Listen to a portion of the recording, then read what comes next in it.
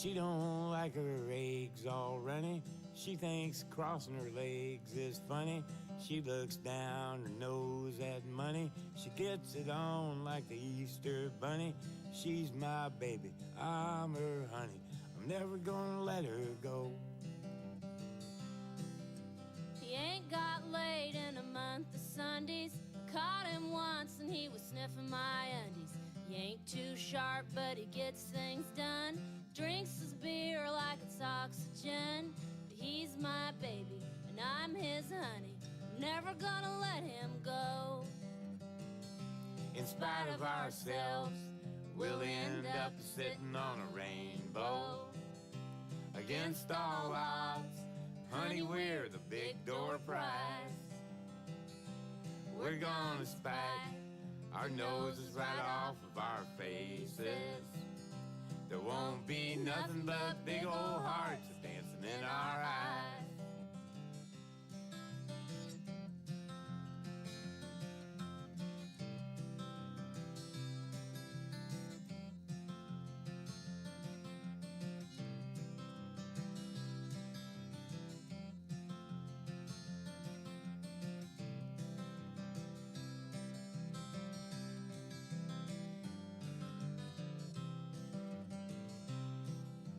She thinks all my jokes are corny.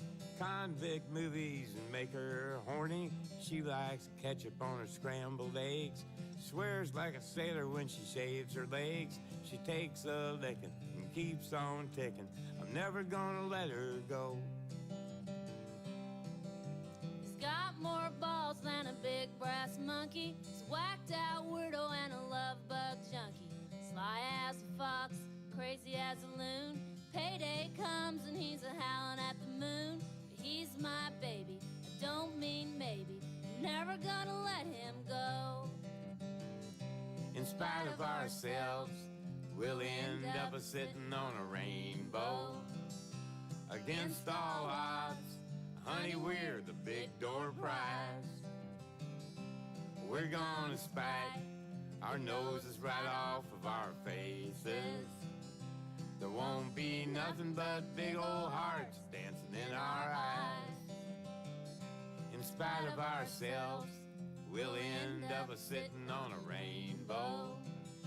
Against all odds, honey, we're the big door prize. We're gonna spike our noses right off of our faces. There won't be nothing but big old hearts dancing in our eyes. There won't be nothing but big old hearts dancing in our eyes. In spite of ourselves.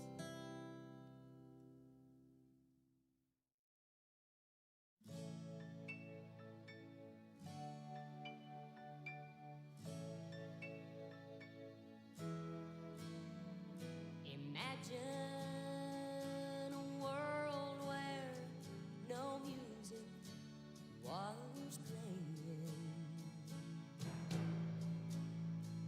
Then think of a church with nobody praying. Have you ever looked up at a sky with no blue?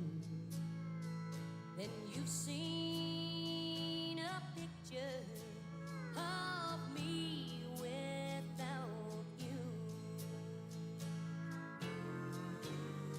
Have you walked in a garden where nothing was growing?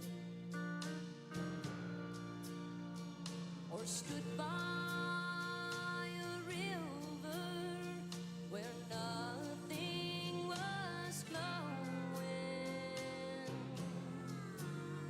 If you've seen a red rose unkissed by the dew, then you've seen a picture of me without you.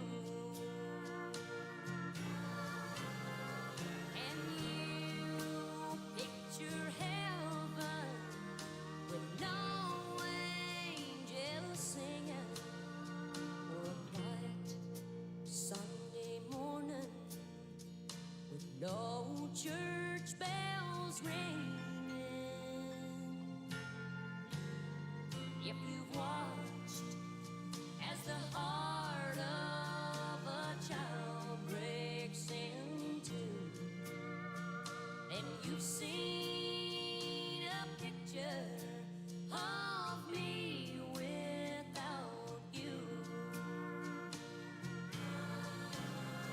And you picture heaven with no angels singing, or a quiet Sunday morning with no church bells ringing.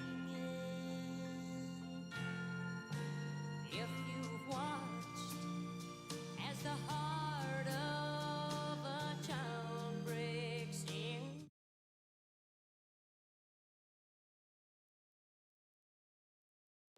We've come a long, long way together, through the hard times and the good. I have to celebrate you, baby. I have to praise you like I should. We've come a long, long way together, through the hard times and the good. I have to celebrate you, baby. I have to praise you like I should. I have to praise you. I have to praise you. I have to praise you. I have to praise you like I should. You make me glad.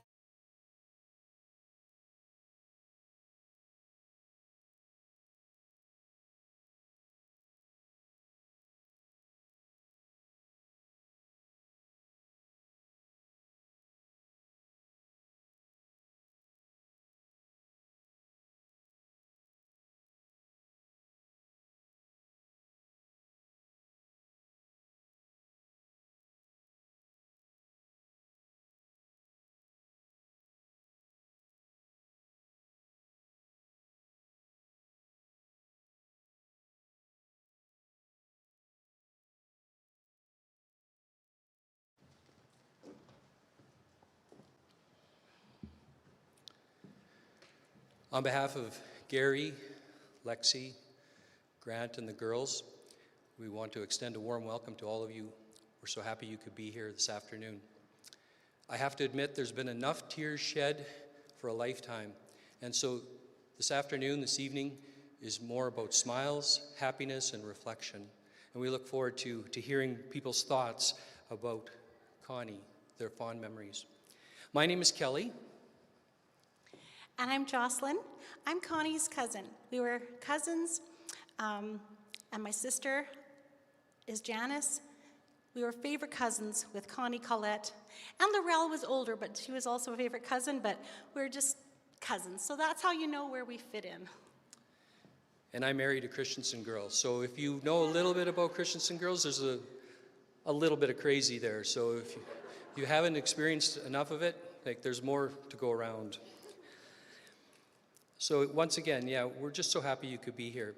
But today's not about us, obviously. It's about Connie. And so we look forward to hearing everybody's different thoughts. We're going to start, though. I guess you wanted to tell a little story about when you first met Gary and how... Yes. So one time, like, Mom and Dad wanted to come to Grand Prairie, visit Auntie Lorette and Uncle Orville. And so when we came here, like, you know, Connie and Colette was... like the fun we always had was just sort of as girls.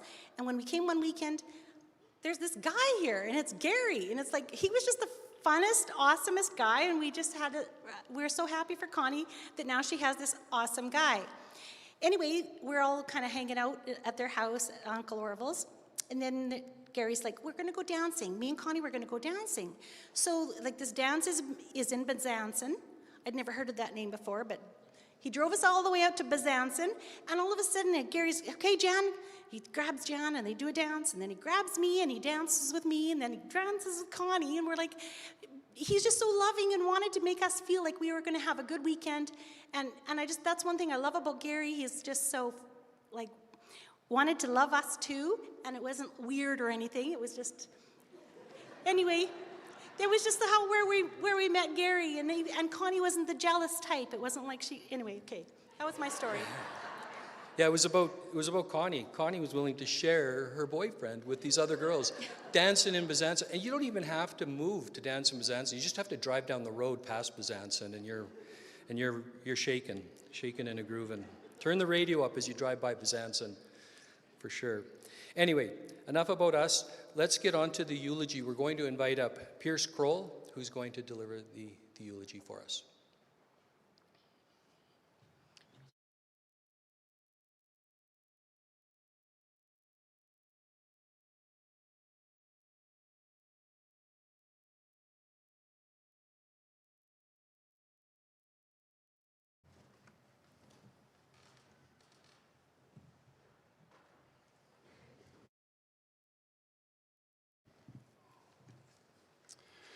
Hello, everyone.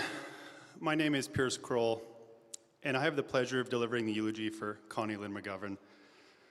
Trying to articulate my relationship with Connie is not a simple task. Simply stating I'm a friend of Connie's daughter, Lexi, doesn't fully capture the depth of our connection. So let me please explain. Our relationship extends far beyond that, enriched by layers of shared history, mutual respect, and a profound influence that has shaped my life. I admit I may not have been as vocal as I could have been in expressing my appreciation to Connie directly, but that's life, a general realization that we don't always have tomorrow to deliver a message we could have delivered today. And today I hope to convey that message not only to Connie, but also those close to her. Our families have been intertwined for years, as Connie and Gary were friends of my father, Brennan. This connection, established long ago, grew deeper over time. And looking back now with a clearer, more profound perspective, I realized they weren't just seeing me as Lexi's friend, they were looking out for me as family. This realization sheds new light on how Connie and Gary transitioned from being family friends to mentors in my life. They guided me not just because of our shared history, but out of a genuine care for my journey into adulthood and the business world. Their mentorship wasn't circumstantial. It was a thoughtful choice reflecting on their innate kindness and commitment to nurturing the next generation. Their impact on me was not just personal, but also through memorable events, support, and advice that have become core memories to me. So let me try that introduction again. Hello, everyone. Welcome. I'm Pierce Kroll, and I'm honored to be delivering the eulogy today as Connie's friend, family, who was and still is my mentor, a guiding North Star when it comes to a legacy of kindness and community spirit. Her influence has been a guiding force in my life, and for that I'm eternally grateful. I love you, Connie. Connie Lynn Christian's life, beginning in Grand Prairie on February 23rd, 1961, as a premature twin, was a testament to her resilience. Weighing just 4 pounds and 8 ounces at birth, she was the spirited middle child who comfortably kept up with the neighborhood boys in activities like baseball, much like her granddaughter, Reve, does today. Despite its modesty and the absence of running water, Connie's home life was challenging, and that forged her strength and independence. Her frequent spirited exchanges with her father, Orville, played a significant role in shaping her willful character. Alongside her parents, Orville and Lorette, and siblings Laurel and Colette, she navigated a childhood that honored her determination and deep-rooted love for family. Excelling in school, particularly in math, Connie graduated from Comsat High School in 1979. Despite her academic potential, she chose a different path, marrying Gary McGovern and focusing on creating a nurturing environment for their future daughters. Her high school years were also colored by her playful friendship with Robin, filled with typical adventures and mischief of youth, often gently steered back on course by Gary's caring intervention. Connie's marriage to Gary McGovern on September 20th, 1980, heralded a life full of love and resilience. Their joy was heightened with the births of JC on January 28, 1984, and Lexi on May 8, 1987, under extraordinary circumstances where Gary and a nurse had to step in for the delivery. The family faced a formidable challenge in 1989 when JC was misdiagnosed with leukodystrophy, a condition initially thought to significantly limit her life. Distraught yet determined, Connie and Gary wept on their way back from Edmonton, and in an era before Google, Connie dived into research at the local library, convinced that the diagnosis was incorrect. Her intuition and relentless research led to a revelation that JC was actually suffering from Lennox-Gastaut syndrome, a severe form of epilepsy. This marked the beginning of an arduous journey where Connie explored every avenue to improve JC's condition, including an early application of an epilepsy implant and experimenting with specialized diets. Connie's dedication extended to managing a family-run group home, a testament to her unwavering commitment to providing JC with the best care and love. Even as JC's life was nearing its end, she would not pass until Connie left the room. Connie also passed the day after what would have been JC's 40th birthday. This timing speaks volumes about their profound connection and the unspoken understanding between them. In her early years at AGT, Connie's role as a telephone operator, where she diligently connected calls, sparked her interest in telecommunications. This detail-oriented work laid the groundwork for what would become a significant entrepreneurial venture. Transitioning from AGT, fraught with concerns over JC's medical benefits, to the uncharted waters of business ownership was a leap of faith. Alongside Gary, they poured their efforts into Expert Mobile, becoming partners in 1992. Gary was selling cars at the time and playing in a band on the weekends. He would play weddings and anniversaries, handing the money over to Connie the next morning as their grocery money in those early days. Over time, their hard work and resilience paid off significantly. Expert Mobile didn't just grow, it thrived, becoming a resounding success and creating substantial opportunities for them. This success was a testament to their dedication and skill, reflecting years of commitment and strategic business acumen. Their legendary Christmas parties in these early days of business were a showcase to their success and generosity. These extravagant celebrations, often orchestrated by Connie and Colette and executed by Dar, left guests in awe, with many leaving with special gifts, making each event a memorable experience for everyone involved. Connie was a remarkable person, distinguished not only by her key personality traits, but by the elegance and vibrancy she brought to every aspect of her life. She was the epitome of honesty, truthfulness, and hard work, infused with a passion evident to all who know her. Her loving and giving nature was complemented by a glamorous and classy demeanor. She set a high standard for herself every day, never leaving the house without being dressed to her best. Her sense of humor was a bright light, connecting her deeply with Gary, whose jokes always brought a smile to her face. Connie was not just a loving partner and friend. She was also generous with her time, finances, and social interactions, always ready to lend a helping hand or a listening ear. Her talents and hobbies were a reflection of her joyful spirit. She had a love for card games, especially canasta and cribbage, which she often played with her mother, sharing victories and laughter alike. Even now, as her mother battles dementia, their bond over cribbage remains unbroken. Connie's dedication to her children was exemplified in her constant chauffeuring, always ensuring they got to every appointment and activity. This commitment was so integral to her role as a mother that she humorously suggested that her tombstone should bear the inscription, "Swan Taxi." This lighthearted joke was a nod to the countless journeys she made, a testament to her unwavering support and love for her family. Connie's passion for life extended to dancing, a joy she shared with Gary. They were often seen two-stepping to their favorite tunes like Dwight Yoakam's melodies, even in a hotel room while going through treatment, a testament to her spirit. Her sharp wit and clever comebacks add a unique spark to every conversation. Connie was one of those people you never really had to guess what she was thinking as she would just let you know, whether you were looking for that comment or not. A memorable example of her wit was her playful retort to Gary's apologetic texts from Vegas when he was trying to get home to be with her when she was diagnosed. He kept texting, "I'm sorry, I'm so sorry," where she quipped, "Have you ever heard of airplane mode?" Connie's essence was a blend of strength, grace, and a zest for life that touched everyone around her. Her legacy is not just in the memories she leaves behind, but in the way she made each moment count, with love, laughter, and a touch of glamour. Connie's commitment to her community shone brightly through her active participation in the Grand Prairie Hospital Foundation Festival of Trees, a cause dear to her and Gary due to the healthcare challenges they faced with their daughter, JC. For over 30 years, they stood as pillars of support for this event, driven by a deep appreciation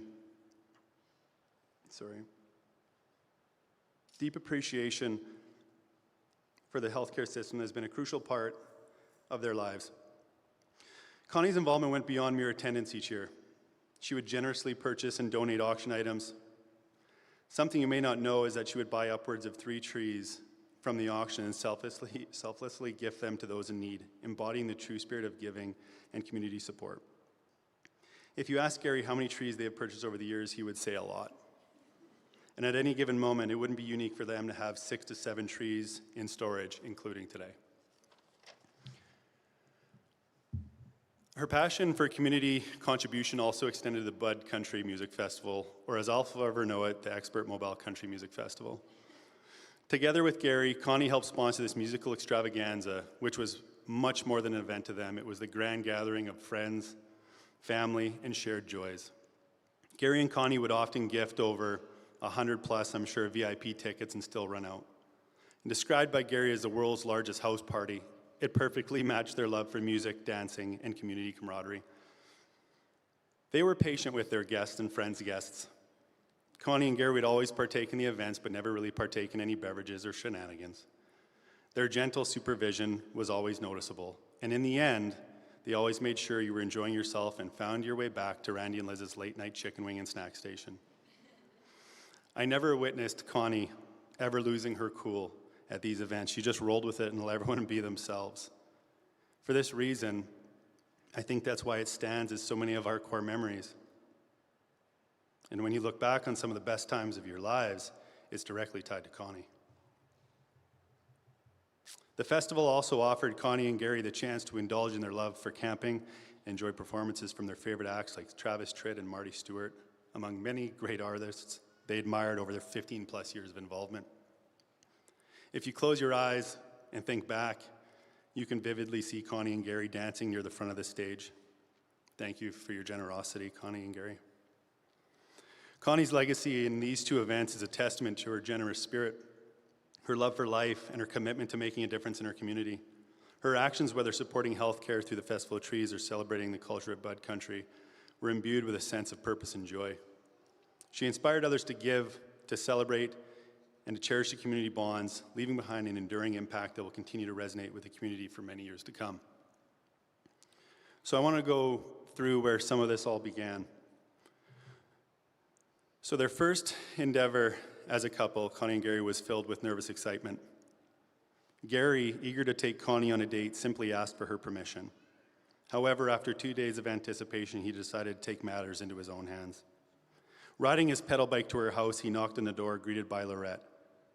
She told him that Connie wasn't there, and just as he turned to leave, their mischievous dog, Corky, decided to make an unexpected move. Corky bit Gary in the butt, leaving him with quite the tale to tell.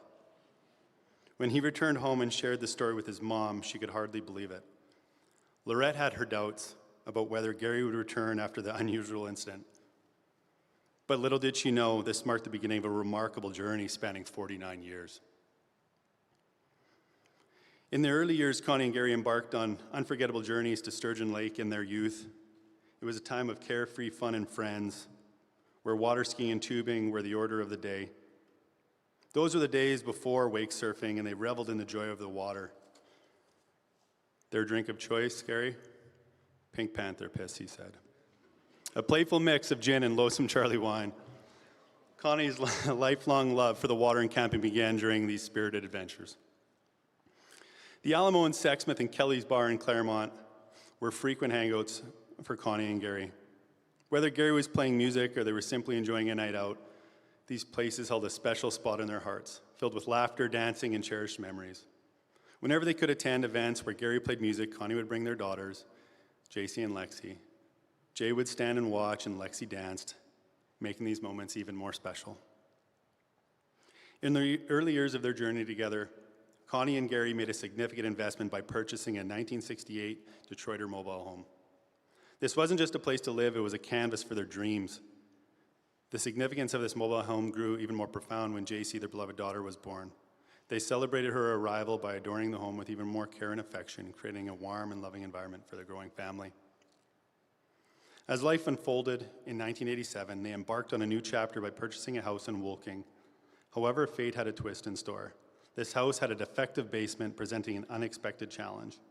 It was during a drive through Woolking as they drove to Gary's mom and dad's that Connie had a brilliant idea. Rather than seeing this as an obstacle, she envisioned a solution.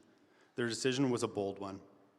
They had the entire house transported to Claremont, where it was skillfully placed on a new basement foundation. This became the cherished family home where Lexi and Jay, their daughters, spent their formative years. Connie and Gary invested their time and efforts into developing this basement and building a garage, transforming the house into a cozy haven filled with love, laughter, and countless family memories. Their time in Claremont in the late 80s and early 90s was filled with camping trips and family events, creating countless treasured memories for their daughters and themselves. Living next door to Colette and Mark in Claremont created strong bonds. Connie's influence extended to their children, Michaela and Cassidy, fostering a sense of community and friendship. When Connie and Gary lived in Claremont, Gary decided to surprise the family with a hot tub. However, he had talked to the daughters about it, but not Connie. It was too late to take something like that back. The girls were excited. Connie was not. On their journey to pick up the hot tub, they spent a night in Ray and Phyllis's basement.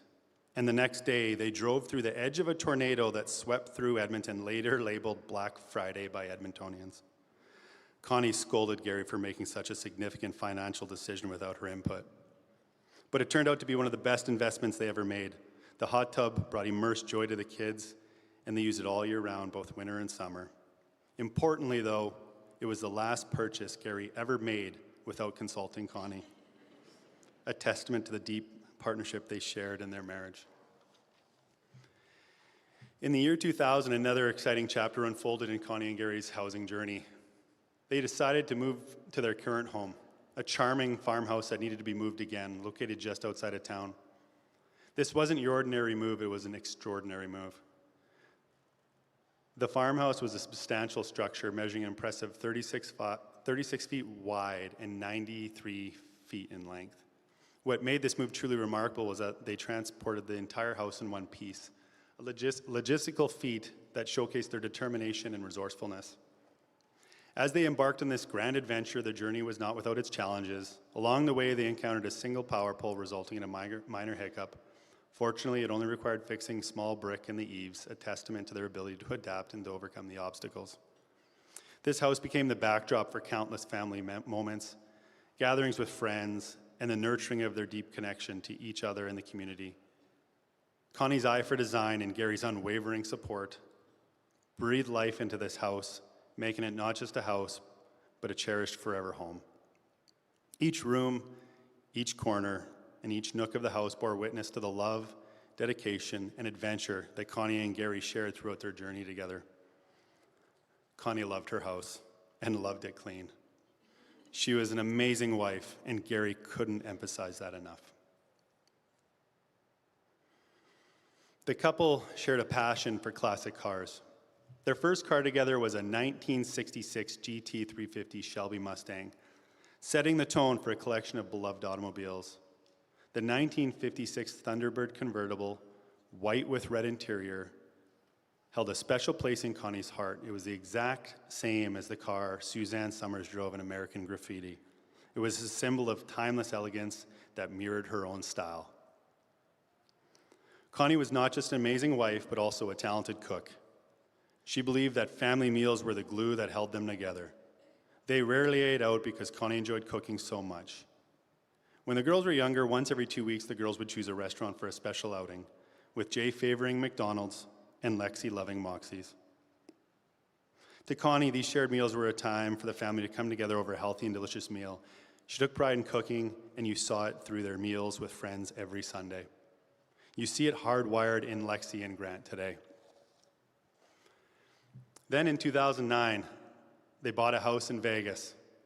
Although they don't drink or gamble, Connie believed it would keep Gary busy, and indeed it did.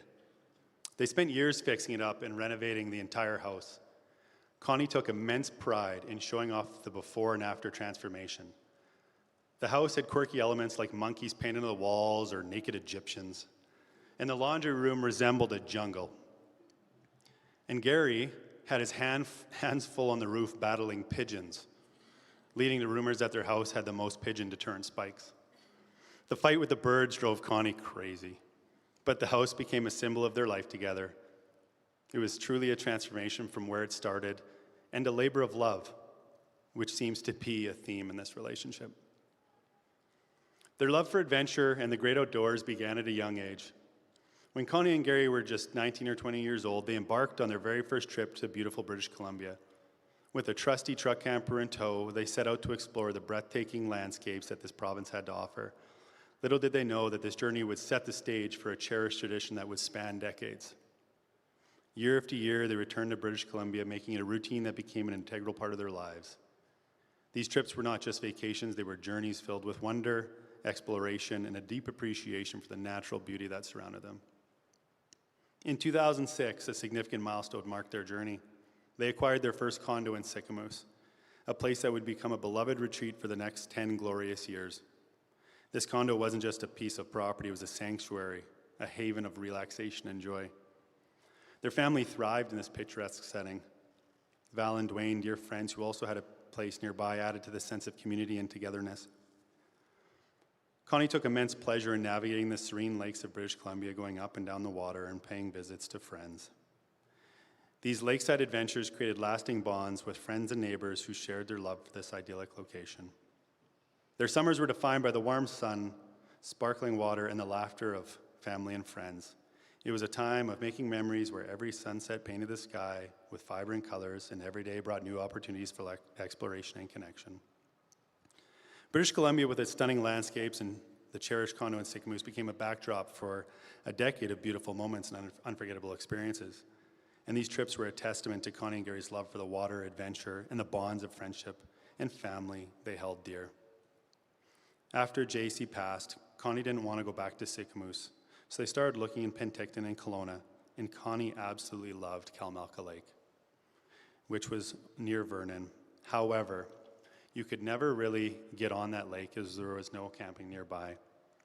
Friends Tracy and Brian Rowney lived nearby, and they went to have a coffee and saw a property for sale. The house was right by a boat launch. Connie wanted to wait until after the long weekend to see how busy it was see if they could handle it before they made the purchase. And in comparison to Mirror Lake, it was very peaceful. The house was a teardown, so Connie got to work. Connie designed every inch of that house, and Gary's input was limited to the dock and the garage. He admittedly didn't even do that right initially. The house embodies everything Connie is. The whole house, as she called it, was Hollywood swank. Timeless but classy at the same time. Connie cherished this house, and the whole purpose is togetherness with friends and family. Most notably, Lexi and Grant and her granddaughters. Connie's highlights are the late nights and the large amount of enjoyment from the social aspect and stories of the day. Gary and Connie created a whole nother life in Coldstream and made lifelong friends. Countless parties, again dancing and socializing together. And every time she walked into that house, she was so proud. She liked her house in Vegas, but loved the house in Coldstream. And it was the only house they ever built together from scratch. Connie and Gary made Disney an annual pilgrimage, and Connie was just one cruise away from becoming a lifetime platinum member. The trips were a blend of family, extended family, and brought the joy of seeing her children and grandchildren smile. Connie particularly loved the rides, especially the roller coasters, which she enjoyed with Jay. And Gary would go on the rides until he got sick, making for the amusing family memories. The trips were not about her, but seeing her grandchildren filled with joy. She particularly enjoyed the Disney cruises and all the characters bringing joy to the young girls. Connie often reminisced about a family reunion trip in the late 1970s to Saskatchewan. They were driving a vibrant yellow 1976 Rally Sport, a two-wheel drive beauty. On that particular journey, Connie was behind the wheel while Gary was catching up on some much-needed sleep. Gary had played all night in Sexsmith, wrapping up around 1 a.m. After cleaning up, they hit the road at about 3 a.m. And somewhere near to Bolt, fate took a turn as they encountered a patch of ice. The car skidded, and although the situation was daunting, Connie remained remarkably calm. The car spun around, going in the wrong direction, down the wrong side of the road, executing 3 donuts before somehow righting itself. They came to a halt just as a truck passed by that could have cut their life short. And in that moment, they felt truly blessed. After this heart-pounding experience, Connie insisted that Gary take the wheel for the rest of the journey. Edna, Connie's aunt, held a significant influence in her life. Edna was a woman who took immense pride in everything she did, with a deep appreciation for a clean and organized space. Remarkably, Edna and her husband, Joe, never held a mortgage throughout their entire lives. This financial wisdom and discipline deeply impacted Connie, instilling in her the belief in financial literacy that she carried with her throughout her entire life. Christmas was an immense time and significance for Connie as well, even in her last year. Despite her illness, she was determined to make the house radiate with festive spirit. Connie, the ever Christmas enthusiast, asked Gary to do whatever he could to decorate the house. And in typical Gary fashion, he went above and beyond to create a magical holiday atmosphere. Connie's Christmases were a celebration of joy and giving. Her enthusiasm for the holiday season bloomed from her early days with children. She derived immense pleasure from selecting gifts, buying items, and then joyfully giving them away. However, her greatest joy came from cherishing moments with her grandkids and sharing her abundant love with them. Connie's younger cousins, including Brenda, held her in high esteem, seeing her as a glamorous figure during their childhood. They were captivated by her style, often spotting her driving around in her Camaro, donned in a fur coat with her distinctive big hair and big boobs, embodying a sense of glamour and confidence. This image left a lasting impression on them, inspiring belief in their ability to build a successful and fulfilling life. Lexi, Connie's daughter, shares this sentiment, feeling a connection to that same vibe and style. The term mob wife, humorously mentioned by Lexi, playfully captures this strong, stylish, and influential persona that Connie represented, setting a trend long before it became popular. Connie's influence on the lives of others was profound. On multiple occasions, she extended a helping hand to people facing challenging circumstances. It wasn't just about offering assistance. She took their problems as her own, going to great lengths to pay off their debts and outstanding obligations. Her belief was clear. In life, it's not about ease. It's about giving more to get more. And what set her apart was her quiet generosity, never seeking recognition for the countless lives she positively affected. Her own journey, marked by a challenging upbringing and life struggles, shaped the remarkable person she became. And since the birth of her daughter, JC, she also holds steadfast friendships, supporting and guiding her friends through their challenging aspects, even until her final days. Connie had a remarkable ability to forge connections wherever she went. She embraced relationships wholeheartedly, putting in the effort to stay connected with those she held dear. Whether it was a weekly catch-up or a monthly call, she maintained meaningful friendships with people from around the world. One of Connie's most endearing qualities was her patience with Gary. He was always immersed in buying and selling something, a pursuit that might have driven others to frustration. Yet Connie trusted him implicitly, believing in his decision-making abilities. Her unwavering support allowed Gary to flourish and find immense enjoyment in his endeavors. Gary's antics would drive most women up the wall, but not Connie. She truly understood the impact this had on him. Connie's legacy is one of kindness, generosity, and deep connection with people from all walks of life. Her impact extended far beyond her immediate circle, leaving a lasting imprint on the hearts of many. Connie's life was a tapestry woven with threads of honesty and integrity. She believed in doing things the right way, never cutting corners or compromising for an easy way out. It was in her nature to always look for solutions, persevere through challenges, and follow through on her commitments. Tough conversations didn't intimidate Connie. In fact, she embraced them, always taking the time to dig deeper, ensuring that no conversation was a one-sided affair. Her approach to relationships was characterized by unwavering support and a genuine belief in people. Connie's kindness was unconditional. and she never expected anything in return. She simply wanted to see others succeed. She had a unique talent for sharing other successes and acknowledging their personal achievements. As a host, Connie possessed a welcoming spirit that made everyone feel at ease, as if they were truly belonged. Despite life busyness, she was always available, offering guidance and taking individuals under her wing when they needed it most. Her mentorship was sincere, born out of genuine care for others' growth and improvement. Connie's presence was impactful, and she held the role of the family matriarch with a big, confident personality. She believed in self-respect and presented herself in a way that reflected her strong morals and commitment to hard work. Leading by example, she broke cycles and paved the way for herself and others to rise above challenges.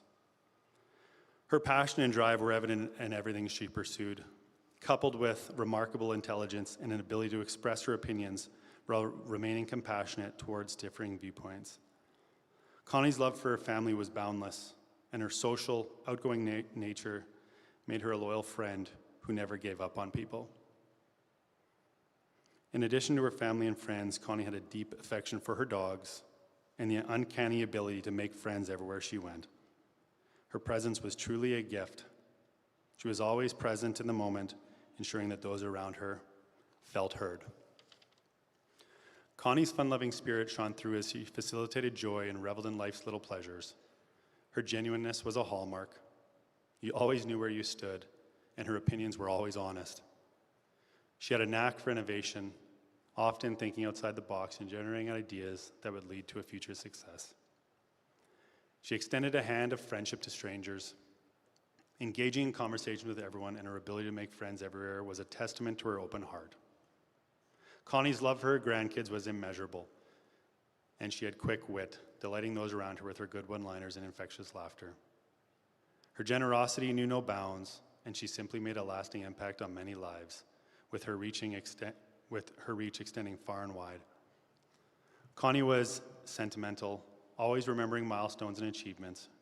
She did special, unprovoked, and spontaneous acts of kindness, leaving an unforgettable mark on the hearts of those fortunate enough to know her. Connie's life was a masterpiece, a testament to the enduring power of integrity, compassion, and love. She will be forever cherished and remembered for the incredible woman she was. Connie's marriage to Gary was more than just a partnership. It was a testament to a rare kind of love story that most only see in movies. Together since their teenage years, they grew from youthful sweethearts at 15, 16 years old into a couple that exemplified deep, enduring love. Gary fondly recalls Connie as not just the best wife and partner he could ever have asked for, but also the most beautiful woman he has ever met. Their journey, filled with a mutual admiration, support, and unwavering commitment, stands as an inspiring example of a lifetime of love that grew and flourished over the years.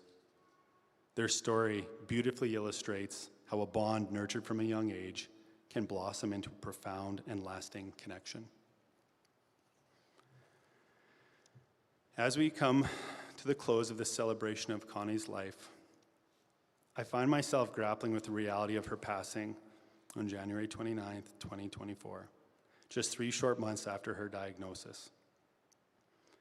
It's hard to say goodbye to someone who's been such a significant part of our lives, someone whose spirit was as vibrant and enduring as Connie's. Connie, your departure has left an irreplaceable void in our hearts, but we take solace in the countless memories and the unforgettable mark you've left on each of us. Your strength, grace, and unwavering love have been a guiding light, and it's with heavy hearts that we bid you farewell. You may have left this world, but your spirit and the lessons you imparted will forever remain within us. In the words of Helen Keller, who was an author, disability rights advocate, and lecturer, what we have once enjoyed, we can never lose. All that we deeply love becomes a part of us.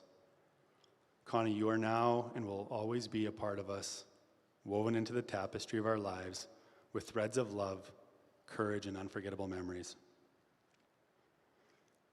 I'd like to express my deepest gratitude to Connie's family for giving me the honor to speak today. Your strength and unity in this difficult time are a testament to the loving environment that Connie nurtured throughout her life. And to everyone gathered here today, thank you for coming to honor Connie's remarkable life. Your presence here speaks volumes of the impact she had on each of us in the community. Let us carry her spirit forward in the way we live our lives, with kindness, resilience, and a zest for life that Connie exemplified so beautifully. Now, I invite each one of you to join me in a moment of reflection and a connection with Connie. Please close your eyes and envision Connie standing in front of you as you remember her at her very best. Picture her smile, picture her grace, and the warmth that she brought into our lives. In this quiet, sacred space, silently tell her how much you love her or what she meant to you as a person. And whether you believe in religion, prayers, energy, frequency, or fate, I am confident that if we unite in this moment with our love and intentions, Connie will hear us and feel the profound affection we hold for her. Let's give ourselves this moment right now to reach out to her with our hearts and tell her what she meant to you.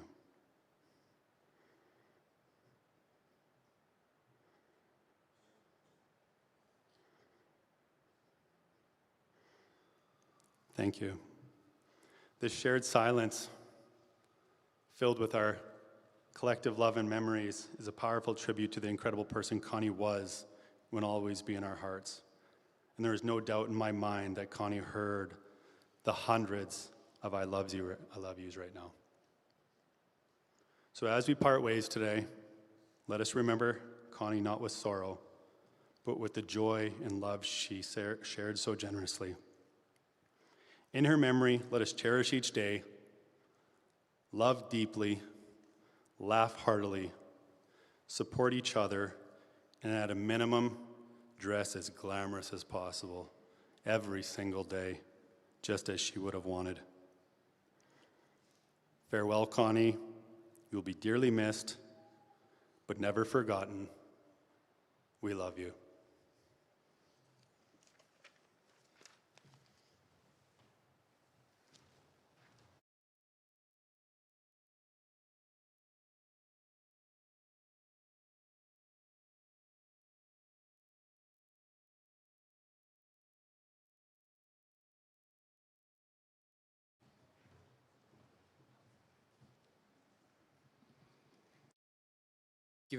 Thank you very much, Pierce. We certainly enjoyed your reflections, memories, your comments, and especially the expressions of love. I had one job to do, and I forgot to do it, and that was to remind everybody to silence their cell phones. I am so glad one didn't go off in that moment of silence, or I would have definitely got a visit from Dar. So just a reminder to do that going forward. Joss, what's next? So in memory of Grandma Connie, beautiful Deja and beautiful Brevet granddaughters are going to say something.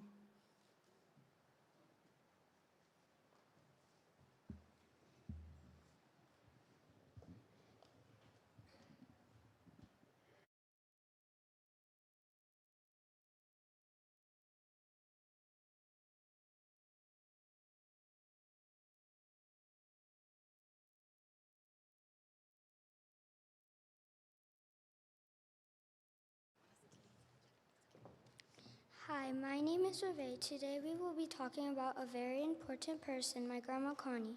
Grandma Connie was a very special person. She was loving and sweet. She had so many friends. She was caring. My favorite memory of her was when she tries to put Vicks up my nose with her long nails. She thought anything was possible in great ways. I love her.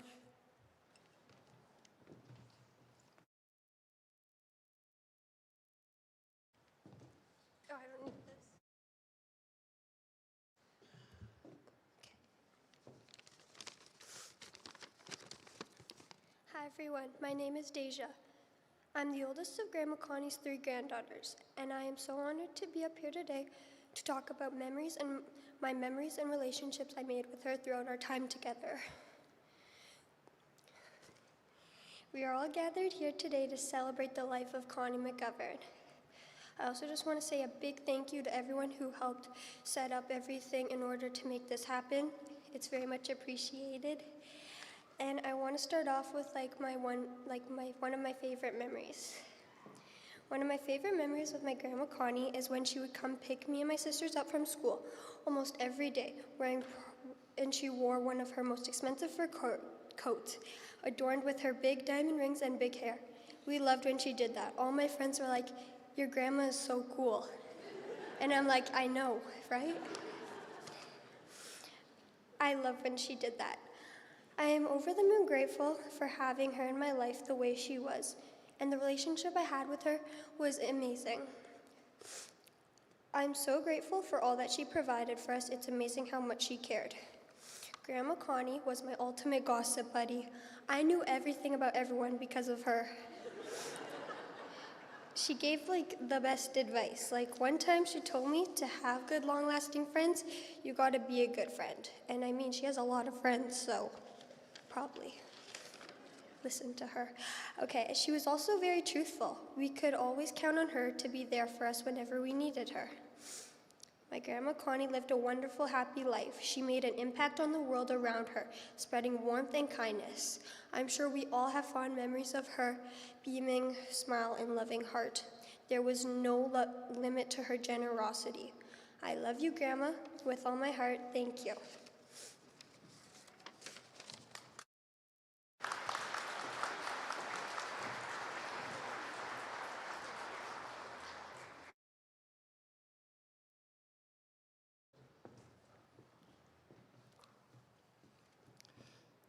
Thank you, girls. That was beautiful. We really enjoyed having you come up and say a few words. It must have been difficult, but Connie would really have appreciated that. So, Joss? Next, we'll have a family tribute. So Colette, Connie's youngest sister, will give her words.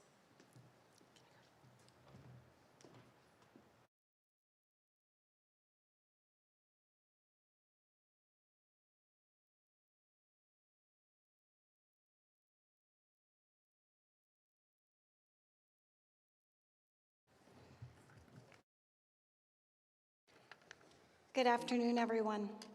I'm Colette Marcotte, Connie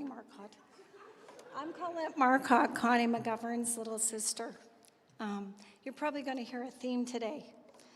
I'm incredibly honored to bring the tribute of Connie from our family. It is difficult to explain the profound impact that Connie had in our life in a few words. I spent hours trying to figure out how to share her colorful personality appropriately. Then when I closed my eyes, I heard Connie say, "We spend too much time being politically correct, sugarcoating.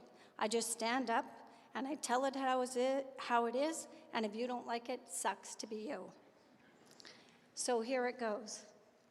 On February 23rd, 1961, Connie arrived in the world weighing 4 pounds and 8 ounces, and even then she was a feisty, determined character. Her first family member that she met was my mom, then my dad, and my sister Orville, followed by numerous aunts, uncles, and cousins. My mom and Connie had a lifelong bond. I'm not sure if it was because Connie arrived as a preemie, scaring my mom half to death, or they knew that they would spend their life fighting illness of a family member that they loved dearly, but it was just a bond, and it was just there. My mom was an amazing mom, and completely in her element, with a baby in her arms, a house full of people, children laughing and preparing great food, all traits that Connie took and perfected even with more mastery. My dad was probably very surprised that this little person that arrived would be his lifelong adversary. Orville was a hardworking and would give his shirt off his back type of guy, but he struggled with health issues his entire life, and he'd lose his temper and spin right out. This behavior was not acceptable on Connie's watch. She would defend my mom and challenge him to behave better. He loved all of us, but he by far respected her the most. Connie became more appreciative of my dad's traits after he passed. She would always say he made us strong, and we spent hours making fun of the sayings that he would use. Get out of the way, or I'll tan your hide. Smart as a sack of hammers. Or our favorite was, I'll go clear snake wire on your ass. Only a Christensen understands clear snake wire. In the years to come, Gary and Connie would actually name their boat Clear Snake Wire, a conversation piece for many. My sister Laurel would be Connie's first teacher in the life of care and compassion with sickness. Laurel was born with a grapefruit-sized tumor on her lung. Inevitably, for whatever reason, something would always go wrong in the month of February, and my mom would end up in the Edmonton hospital with Laurel. Of course, Connie's birthday was in February. Even as a young child, who a birthday party would be everything for that year, Connie would say, "It's okay, I can have one next year."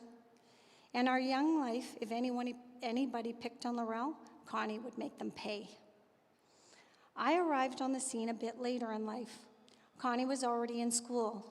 From the moment that I was born, Connie was my fierce protector and my stern director.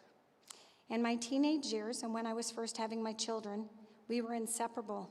We even moved next door to each other. We shared our children, and we shared their hot tub.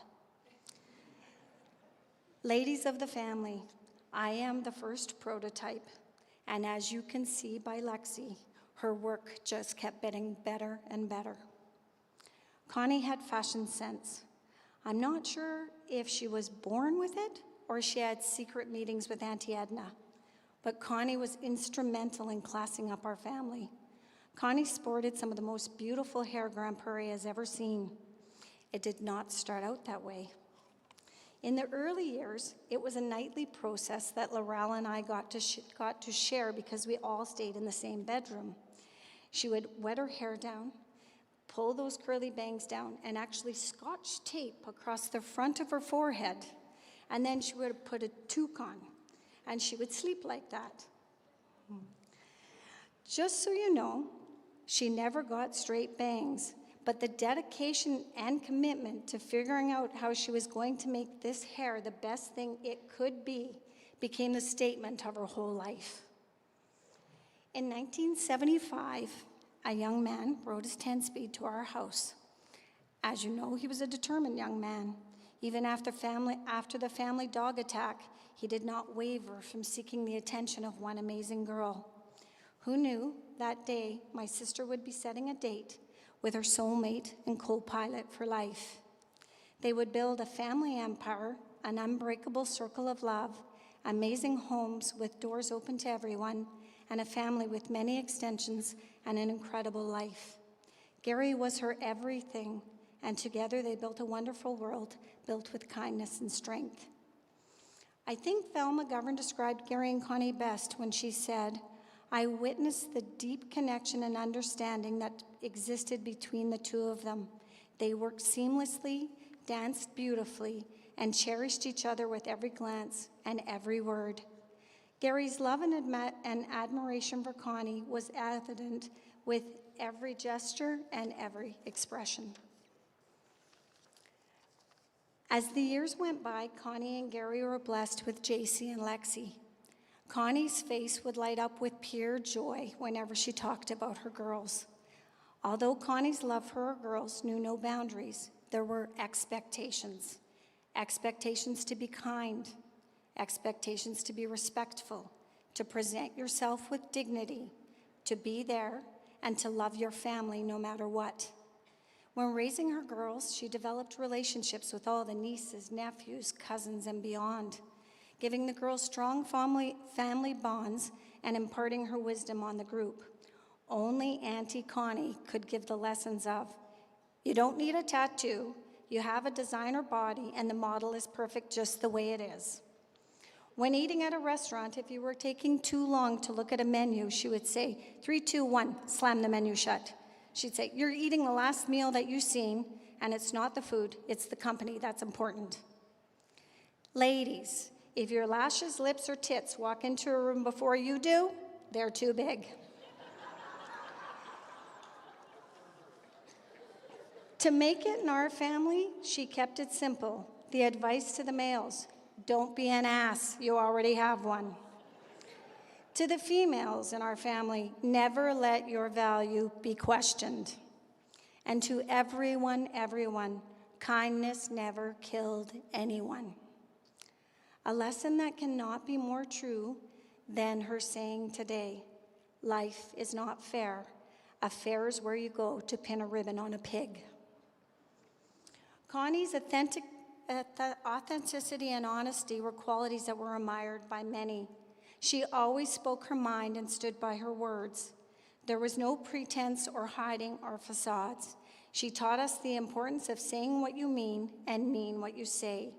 Even if it meant challenges or uncomfortable situations, Connie never backed down from expressing herself or her true emotions or opinions, even when she was getting kicked by Gary under the table.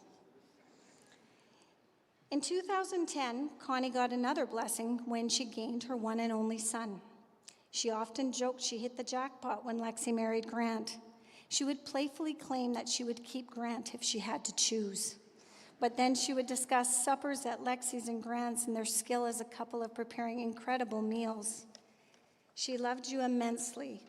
I think maybe because you might have been the favorite as you gave Connie her lifelong calling when she was able to get a granddaughter, Deja Ricks, in 2011. There was no more precious title in the universe for Connie than Grandma. This tough, do not mess with me woman turned into a bowl of mush at first glance. She was so proud she would show random strangers in the grocery aisles her pictures of her Rixie chick.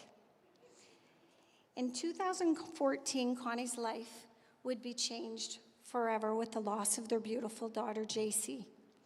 One of the most remarkable things about Connie was her ability to experience deep suffering and still remain gentle and kind. Connie would tell you that the loss of a loved one was immeasurable, and it is something you truly never get over. Although you carry the pain of the loss with you, you also learn to heal and rebuild yourself around this loss. Eventually, although you will never be the same, one day you will wake up and you will be whole again. At the end of 2014, Grandma Connie's cup got refilled again with the birth of her Rix, a new dynamic of love, as big as the first time, but she was a grandma, and yet it was so different and special again. In 2017, Grandma's Circle of Love was completed with Romy Rex. These three women were the most loved and precious women in Connie's life. Her life was full of fun, laughter, and hugs, with trips to Disney, hours surfing on the boat, Grandma shopping sprees, or often just staying overnight and cuddling in Grandma's bed. As Gary said it, I'm a good grandpa, but Connie was a great grandma.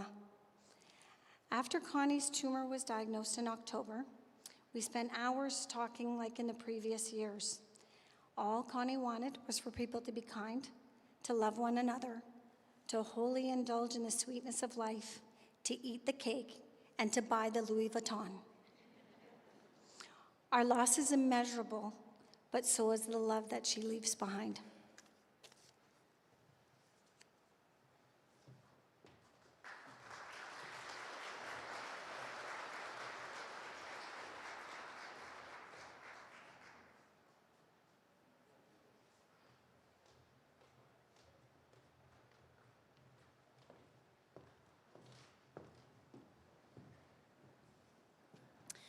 Thanks, Colette.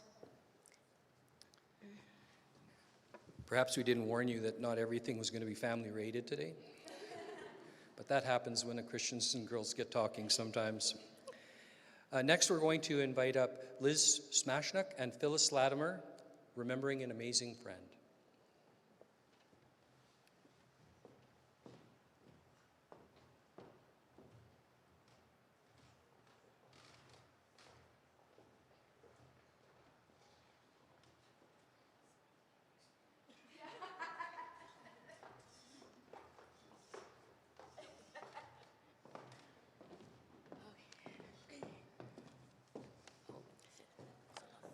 Hi. Whoa. My name is Liz Smashnook. I would like to share some of my most precious memories of Connie as my dear friend of 24 years. I have to warn you, today might get a little bit X-rated, like I said. I've been known to drop the F-bomb, but I'll try and hold it back. Connie remembered me from the early days at Expert Mobile. I guess about 1995, I came in with my youngest boy, Randy Jr., and she tells me later that she thought he was so cute. But to be quite honest, I don't remember that day, as I was probably running on no sleep. So moving forward, about 4 years later, Randy Sr. and I are in the mall, and we run into Connie. I didn't know who she was, so Randy introduces me. She kind of seemed snotty, and I thought, wow, what a bitch. But she thought the same of me, because we were actually both quite shy. You wouldn't know it now, but we were back then. So anyways, we move forward again, another couple of years. Randy comes home and says to me, we got an invitation to an Expert Mobile Christmas party. Let's go. I thought, I don't know anybody there. Come on, he said, let's go. So, okay, off we go. As we get to the party, Gary and Connie rush to the door and they say, come on, you guys are sitting with us tonight. It was the best night of our life. That is where our friendship started. Shortly after Christmas, Connie invites us over for a meal. So, you know us, we got 5 boys. Nobody ever invites us as a family, so we leave the boys at home. We get to Gary and Connie's, and Connie said, where's the boys? Well, we left them at home. She said, that will never happen again. Those boys are to come when you guys are invited here. I'm going to let Phyllis say a few words now. Come on. No, keep going. Hi, my name is Phyllis Latimer, and I have been asked, and I was honored to speak about my dear friend Connie, who I have had the pleasure of knowing for the past 20 years. I met Connie 20 years ago through my son at the Smashnook House, and from there on, our friendship blossomed. Keep going. Yeah. When getting ready today, I couldn't help but be sorry. Okay. When getting ready today, I couldn't help but be reminded of Connie, as for every piece of jewelry I am wearing today, I bought with Gary and Connie. Even to the ring that my husband bought that he put away for 10 months in Vegas to give to me for Christmas, that Connie helped pick out and encouraged my husband to buy. Even at the time when I asked the price, I said that's way too expensive. I stated it was too expensive. A little convincing, Connie had Norm buying the ring while Connie distracted me. Connie was beautiful, kind, strong, and full of personality. She lit up every room she entered. Connie opened her heart to my whole family, but especially my kids. Connie gave me the strength and courage to stay strong for many of my losses. Okay, take a break. Okay, thank you. She's going to get sappy on us. So Connie loved coming over to our house with JC especially, because them boys, they kept her laughing so hard and she kept hollering at them that she hardly ever had a seizure, and we loved that. I'd say, JC, the boys are ready, we're ready for supper. JC'd run to the to the top of the stairs and holler down, boys, supper time. Connie'd go, JC, what are you doing?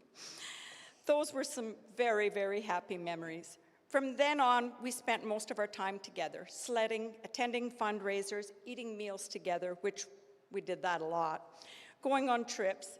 Gary and Connie introduced us to Bud Country, something we always really loved. That was some of our favorite times, camping and so much more. Connie and I were a great team when it came to organizing fundraisers, and we worked very well to make everybody else's dreams come true and help people in the community that needed the help. Connie was an honest person, and when you wanted an opinion from Connie on anything, you got the honest one. Sometimes it hurt, but it was honest. If I was wearing something that Connie might have thought was not the best suited for me, she'd go around and she'd go like this. And then she'd go, oh yeah, okay. That would be the last time I wore that, because I knew it was not the right thing. We loved having our coffees together and talked for hours, and poor Gary, sometimes it would take that long for Connie to make it to the door. Randy would usually give up, say goodnight, and head to bed while Connie and I would make it to the bottom of the stairs and talk some more. I miss those times the most. She was so easy to talk to. Okay. I'll try again. Connie opened her heart to my whole family, but especially my kids. Connie gave me the strength and courage to stay strong from all my many losses, and when my niece passed away, she talked me through it and made me to be strong for my sister and her family, as Connie knew the pain on losing a daughter. We had many trips to Las Vegas, Florida, Disney cruise, trips to Sycamoose, Vernon, Mexico, as Connie and Gary helped chaperone my daughter's grad trip, as always treating my daughter like her own. Any trip Connie planned, we were asked, "You're coming, right?" We didn't have as much money as Connie and Gary. During many of our coffee dates at our home, our kitchen renovation turned from a minor renovation to a whole new kitchen with new cupboards, granite countertops, fridge, stove, dishwasher, microwave, and even torn down a wall to make our kitchen bigger. I laughed and stated, if I hadn't have met Gary and Connie, my husband and I would be rich, but instead we were enriched with true friendship. Connie was quite often referred to as my sister. People would say, "You know, your sister, the one with the curly hair." We got a chuckle out of that one because she felt like my sister. My sisters are special, but Connie was really special. Connie and I always blame menopause for us coming out of our shell and being quite outspoken, sometimes downright blunt. And that's the story that we stuck to right to the end. That was menopause, it wasn't nothing else. Gary and Connie asked us to join them with the expert Christmas parties, so we made a joint event, Expert and Smash. We had so much fun picking a theme and a color. Then we would do our shopping to match our dresses to the event. One year, for some reason, we picked blue. Connie says to me, "I hate blue." We did it anyways. We wore blue dresses. A couple years later, we picked red. And I said, "I hate red." We did it anyways, and I wore a red dress. Whenever there was work to be done, Connie was always there to help me. She helped me pack up our house when we moved to the acreage. When I decided I was going to try gardening, she said, "You know what? I'll put one in also." That was short-lived. After a couple years, we said, "You know what? It's easier to go to the Hutterites or the farmer's market." To all our Sunday suppers, we had either at Gary and Connie's Smash Knock House or at our home. Over time, Connie was impressed with how much I improved on my cooking, and she gave me the confidence to experience a little more. We had many laughs and conversation at our Sunday suppers. If Connie wasn't bugging Big Randy about his butter, she was bugging me about my salt intake. We all knew Connie was the vitamin queen.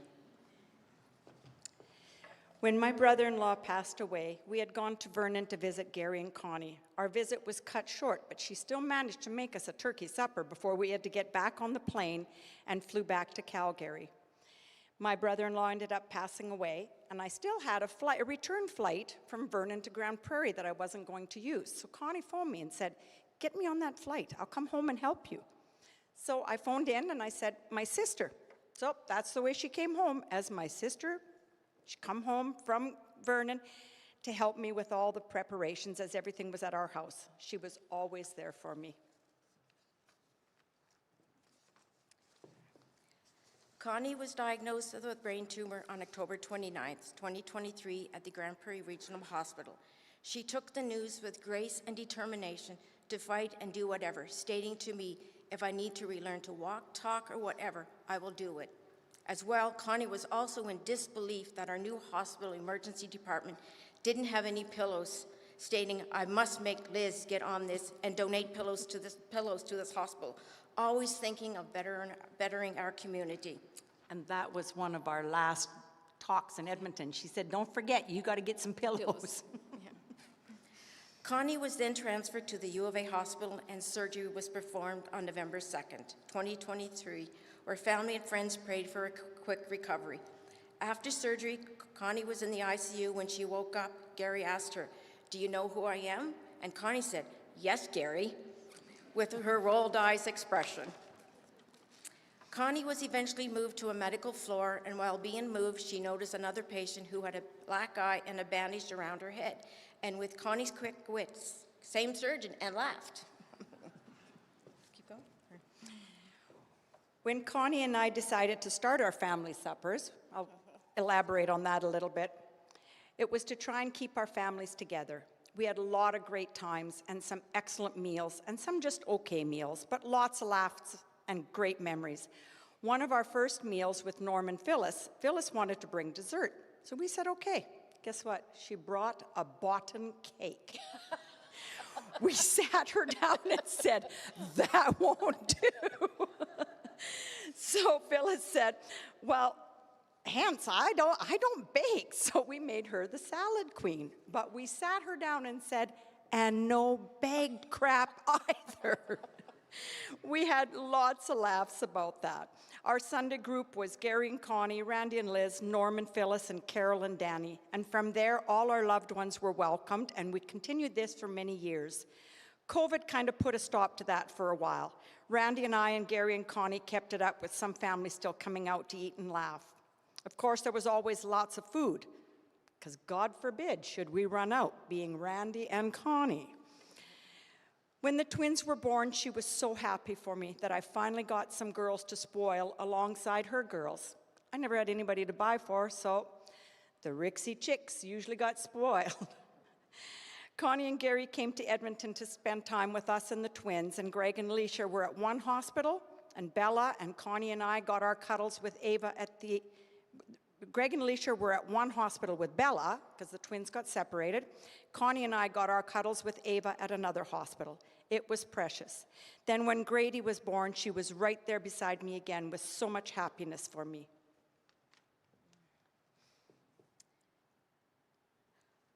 This is still in the hospital. When when it was time for Connie to have a shower, a couple days after surgery, Liz and myself offered to help the nurses who were busy. While Gary guarded the door, we showered Connie with strict instructions not to get Connie's incision wet. Liz held the handheld shower nozzle while I washed her with a face cloth, saying, okay, I'm going to start with your back. Then I moved to the front, washing her shoulders, arms, and breasts, and legs. And when it was time to wash her hoo-ha, Connie stated, I would like to wash my face first. We laughed so hard that Gary opened the door to ask what the heck we were laughing about. Connie started her radiation and chemotherapy at the beginning of December, taking it in stride and never complaining. And when I would call her, she only complained about her mouth, stating she had thrush from the chemotherapy. She was doing well and thriving. Christmas came, and Connie and Gary came home for 3 days, making sure she's seen her friends, stopping by our home on December 23rd for coffee and laughs. She started her treatment again on December 27th and was just about done, having 3 radiation treatments left, when her white blood cells went too low and her fatigue and weakness took over and being admitted to the U of A hospital. Connie fought hard to beat the infection she got in her brain with blood tests, spinal taps ×2, CT scans, and MRIs. The infection took over her brain. The last 2 weeks of Connie's life was heart-wrenching while Gary and Lexi were by her side. Lexi called me often, stating I was her security blanket, giving her suggestions to ask the doctors all my annoying questions. When the family was informed there was nothing else they could do, the decision was made to transfer Connie to Grand Prairie Regional Hospital to have her last few days surrounded by her family and friends. I know Connie will be looking over Gary, Lexi, Grant, and her 3 precious jewels, Deja, Rive, and Romy, and her sisters, Colette and Laurel, and her mom, and her nieces and nephews. To Lexi, I will continue to be your security blanket as long as you'll have me. My Friday morning 1-hour phone calls to Connie will be missed. Please, Gary, answer my phone when I call you on Fridays. It was an honor to have known Connie and the joy and the laughs that my family and I have shared. And a quote I thought was nice. Life brings tears, smiles, and memories. The tears may dry, the smiles may fade, but your memories will last forever. Rest in peace, my dear friend Connie. One of Connie's favorite quotes, especially for Randy, was stick with the tour, because Randy was most of the time not able to hear everything that was said.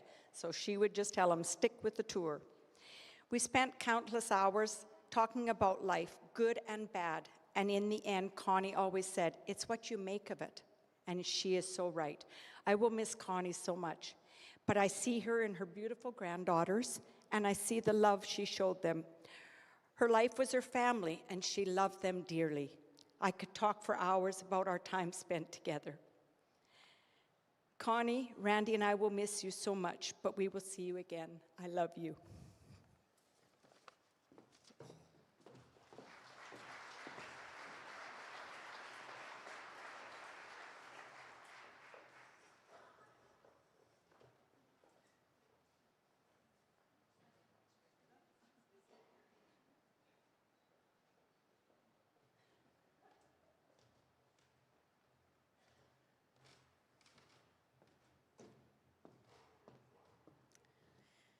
Yes, Connie has so many beautiful friendships. Those are awesome words. Thanks, Liz and Phyllis. We really appreciated to hear your thoughts and memories. Now we're going to invite up Leanne Kroll and Terry Beaupre with a tribute to Bono.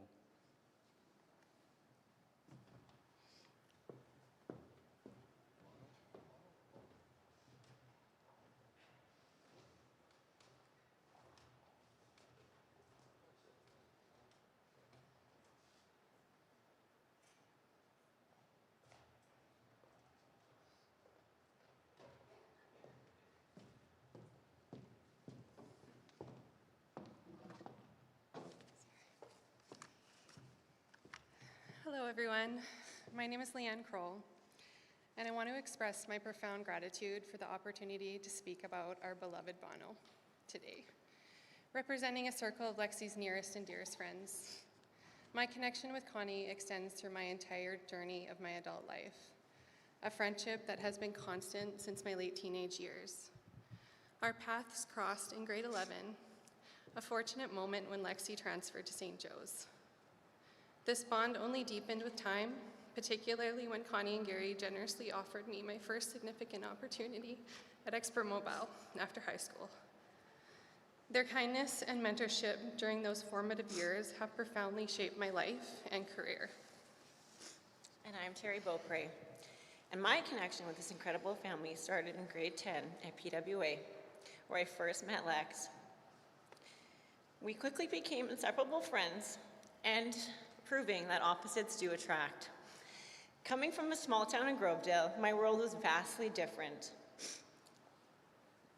Lexi, along with Gary and Connie, opened my eyes to the finer things in life, broadening my horizons in ways I'd never imagined.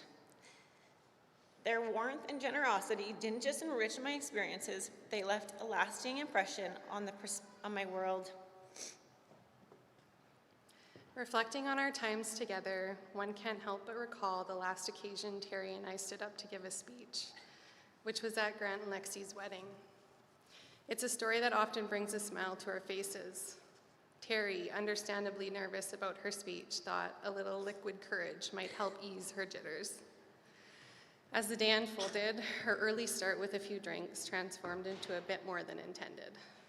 By the evening, Terry, shall we say, overindulged, leading to a moment that has since become a fond, if not slightly embarrassing, memory for us all. In their typical caring manner, Connie and Gary took it upon themselves to ensure Terry's safety. Despite her mild protests, Connie finally persuaded Terry to leave the hall, and Gary led her into a cab and quite literally held her down and eventually sent her home. It was a humorous yet touching demonstration of their love and support, always looking out for us no matter the situation. This incident, while a laughing point over time, is a heartfelt reminder of Connie and Gary's nurturing spirits and how they often express their care in the most practical and loving ways. But don't worry, Bono, that will not be happening tonight. Reflecting on the bond that Connie and I shared, the Monday Fun Days stand out as a special tradition that captures our friendship. I had a bit of an unconventional work schedule, Tuesday to Saturday, and I found most Mondays transformed into days of joy and companionship, thanks to Bono.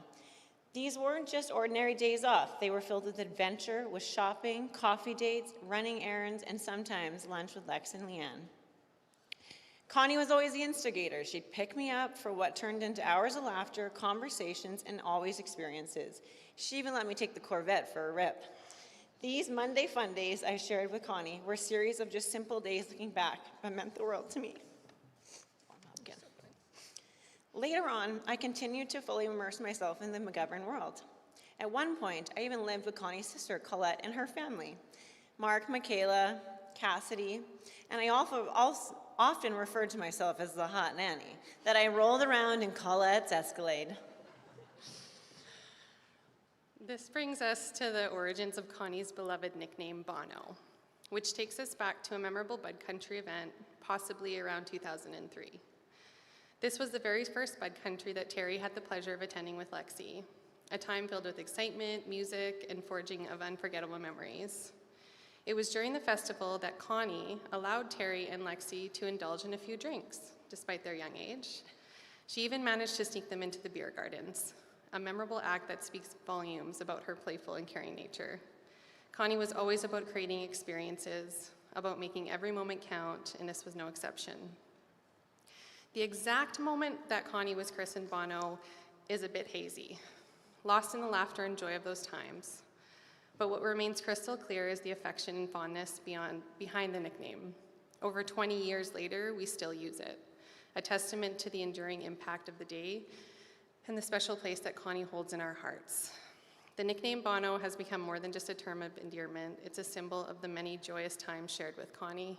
It's a reminder of her zest for life, her willingness to bend the rules for a bit of fun, and her incredible ability to make every gathering memorable. This story, like many others, is a cherished chapter in our shared history with Connie, a narrative filled with laughter, camaraderie, and the legacy of a truly remarkable person.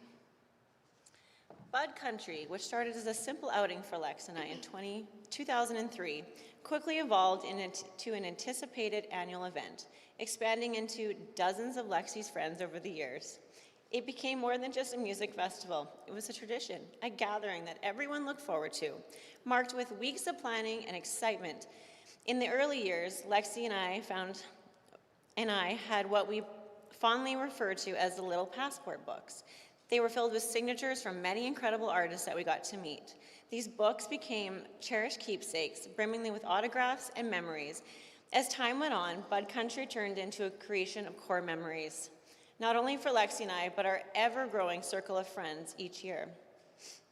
Each year brought new themes, nicknames, and experiences, making it a highlight for every summer for everybody that was involved. One of my most vivid memories is from a Sunday, the closing day of the festival, when Terry, overwhelmed with emotion, found it hard to accept the fact that this amazing time was coming to an end. Tears flowed as we packed up, and it was Connie who, with her characteristic mix of empathy and reason, helped Terry come to terms with the festival's end. Connie and Gary's role in these gatherings were pivotal. Their welcoming and patient nature, their knack for taking care of everyone, made each Bud Country experience unique and special. Looking back, some of the wild ideas we had, like filling a truck bed with water and using it as a pool for the weekend, or laying twigs on a citronella candle, which eventually turned into a full-blown fire when there were no fires allowed, or just partying late into the next morning, Connie and Gary handled it all with ease and grace, never showing any annoyance or frustration.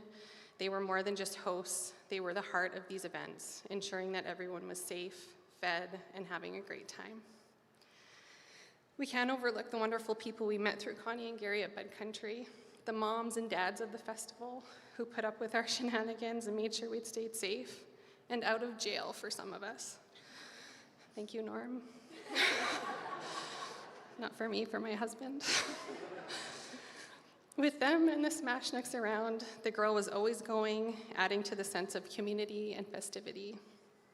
Bud Country, with all its music, laughter, and shared moments, was more than just a festival. It was a testament to Connie and Gary's love for bringing people together. It was a time of joy and celebration of friendship and a series of unforgettable summers, all made possible by their generosity and spirit of inclusivity. I think many of you, when you think of Bud Country, could imagine Connie and Gary dancing at the front of the stage or in their corporate tent. Watching them dance together, you could see the bond they had, and it was beautiful to watch them do something they loved. They have a love for the ages, one that everyone admires. I know for many of us watching them, they set the bar high. Bono knew it too, and she wouldn't hold back when she thought maybe we weren't choosing the best partners or making the best decisions in our own relationships. I love that about her. You always knew what she was thinking and where you stood. She would call you out on your shit. And at the time, it was maybe hard to hear, but looking back, she was always right. Her honesty was one of her best qualities, and personally, her lessons have become some of my subconscious thoughts.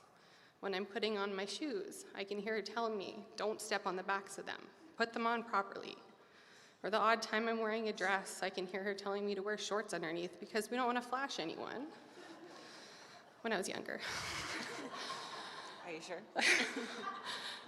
I also vividly remember her noticing every single time I got my hair done. However, anytime it was blonde, she would simply say, "Oh, you got your hair done." But she would boast about how great it looked when it was darker. I know she's happy with my choice now because she told me. Anyone that knew Connie knew that she was a budget queen. Her nurturing and practical nature especially shone through when it was time to plan a trip, whenever we were fortunate enough to join, which was frequently. She often helped us financially plan for a vacation, or even quite literally took our money for safekeepings. This is where Bono, incredible foresight and caring nature came into play. This act of kindness wasn't just about managing finances, it was about making dreams achievable.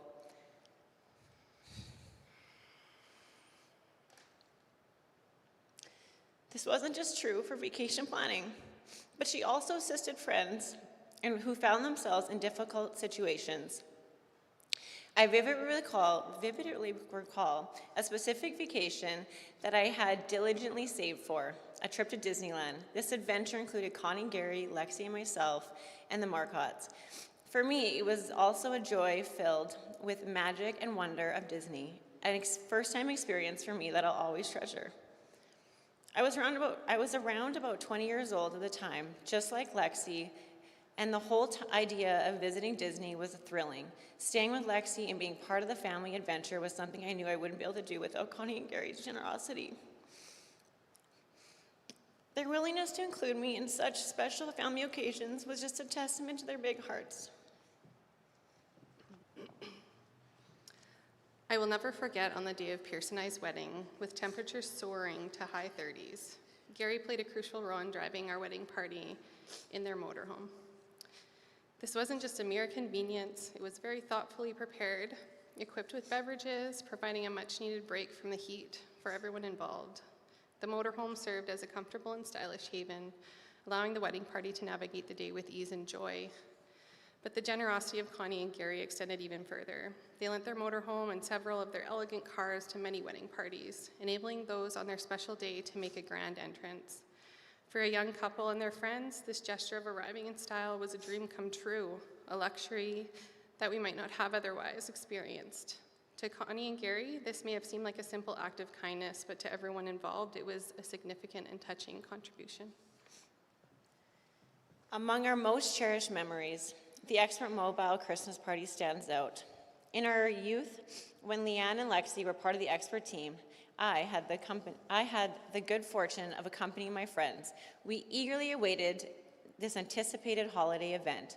It quickly turned into another "you can't get rid of us" situation, and Connie and Gary generously extended us invitations year after year. Much like Bud Country, the ever-expanding guest list flourished to include a wider circle of Lexi's friends and eventually colleagues from the spa where Lexi and Leanne worked.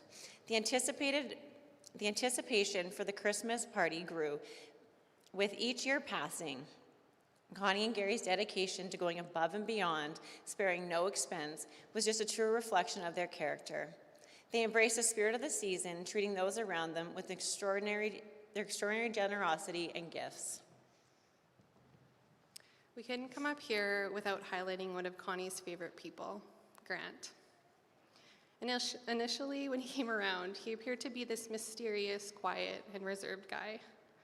The more we all got to know him, his cool, calm, and collected demeanor became evident. He was always down for a good time and always smiling. Connie often remarked how beneficial Grant was for Lexi, noting their compatibility and his ability to ground her. In recent months, Grant has been a pillar of strength, consistently offering support to everyone around him. In any way possible, his steadfast presence and unwavering support shows why he holds such a special place in Connie's heart and why he is a favorite. We can't forget about our visits to Connie and Gary's condo in Sycamoose, as they were like pages from a summer dream book, filled with joy and warmth of their hospitality. In our younger years, these trips were spontaneous, often beginning with a drive down Friday night and staying for a long weekend. Connie and Gary had an open door policy, a gesture that made these getaways even more special. Whether they really wanted us or not, we always felt welcomed. The condo in Sycamoose was always filled with amazing food, laughter, and endless hours spent on the lake, cruising in Gary's bright green orange magic boat. The lake was serene beauty. It was a perfect backdrop for creating lasting memories. One year in particular stands out. Right after Lexi and Grant got married, we left for Sycamoose just 2 days after their wedding and spent a magical week there, each of us weaving new memories into the fabric of our relationships and friendships, which, with so many others, close friends. As time passed, our experiences in Vernon, another beautiful location chosen by Connie and Gary, offered a different kind of joy. By then, many of us had kids, and the nature of our holidays evolved. Yet, what remained the constant was the welcoming spirit of Connie and Gary. Children were especially cherished, and their laughter and play added a new dimension to our gatherings. Vernon, much like Sycamoose, became a magical space, carefully curated by Connie to be shared with many. She had a gift for creating environments where everyone felt at home, where relaxation and joy were the order of the day. Connie's thoughtful planning and Gary's warm hospitality meant that these places were more than just vacation spots. They were havens where we could all gather and enjoy each other's company. These vacations set in amazing locations were not just about the places themselves, but about the people we shared them with and the welcoming atmosphere created by Connie and Gary. Their legacy, in part, is a multitude of happy memories we have from time spent together in Sycamoose and Vernon, memories that we will always hold dear and reminisce about with smiles and gratitude. There are so many more fond memories that stand out that we could talk about. From our first trip to Vegas, all together, we went to Share, the Country Music Awards, and a Country Music Awards after party. George Strait, Rascal Flatts, Blue Rodeo, SummerSlam, and countless fundraisers, such as the Festival of Trees, and so many more. If there was a fundraiser, you better believe Bono was going, and she was inviting everyone she knew. The Festival of Trees has been a tradition for us for many years. I vividly remember my first attendance in this building at the age of 18. It was Lexi, Leanne, and I joining Connie and Gary and a select group of friends. As the years progressed, the event expanded with additional tables purchased to accommodate the growing circle of Lexi and Grant's dearest friends. It was an evening brimming with excitement, with amazing food, beverages, and incredible conversation, all because Connie and Gary's generosity, their commitment to supporting the community and ensuring a memorable experience for all attendees were truly one that stands out. The story of Connie's visit to our new home before the last Festival of Trees we attended together beautifully encapsulates her genuine warmth and the depth of her pride in our achievements. This memory holds a special place in our hearts, as it highlights not just a personal milestone for us, but also the sincere encouragement and admiration we receive from Connie. When we invited Connie, Gary, and others over to our house for the pre-party, where everyone could get ready, socialize, and enjoy some drinks, it was more than just a gathering. It was a celebration of a new chapter in our lives. We had the year prior moved into what we considered our dream home, our forever home. It was a significant moment for us, filled with a mix of excitement and pride. Connie's reaction upon seeing our new home was truly heartwarming. She expressed her pride in us with such sincerity and enthusiasm that it resonated deeply.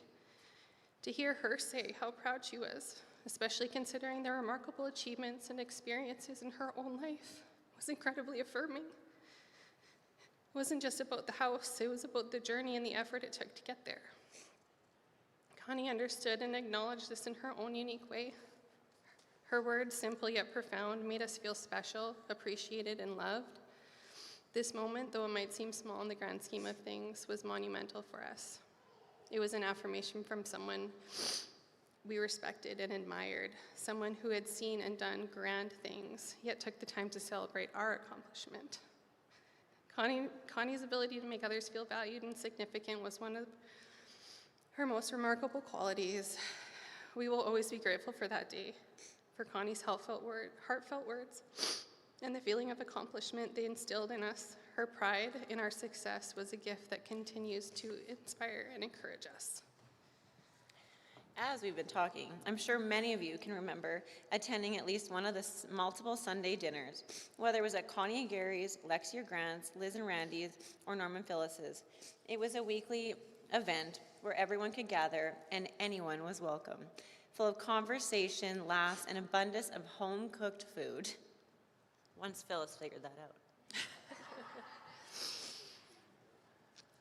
Connie really was the ultimate matriarch. She was quite literally goals when it came to being a wife, mother, sister, auntie, grandma, and friend. Her unparalleled work ethic set her apart, juggling a full-time job, caring for a daughter with special needs, running a growing company alongside Gary, all while maintaining an immaculate home and preparing homemade meals. Connie's example is one we should endeavor to emulate every day, inspiring us to embody a fraction of her remarkable dedication and grace. To Lexi, Grant, Gary, let us express a sentiment that's both joyful and heartfelt. You're stuck with us. Our bond goes beyond the simple friendship. We're family now and forever. We are eternally grateful to have you in our lives, to share in your joys, your challenges, and your journey. Lexi, your choice for bringing us into your family's world to make us your forever friends is a gift we treasure deeply. Your family has shown us the true meaning of kinship, support, and love.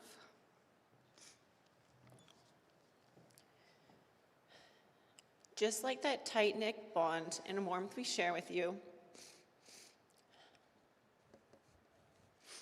we extend our promise to Connie's granddaughters, the girls. Just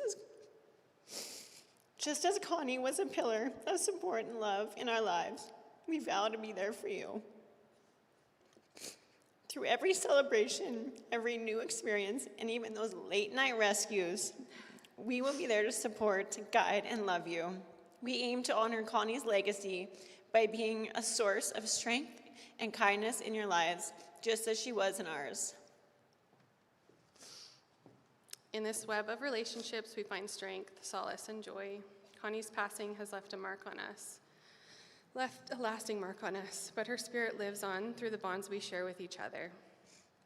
As we continue to navigate life, we do so with the lessons she taught us, the love she shared, and the commitment to support each other, especially you, Lexi, Grant, Gary, and the girls.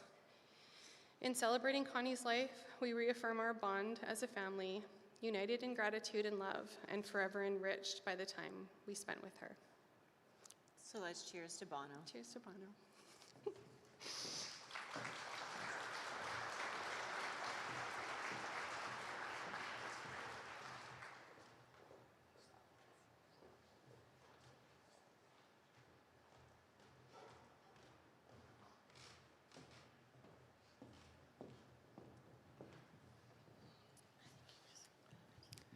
Thank you very much, Leanne and Terry. We're now going to go directly into the Celebration of Life video presentation.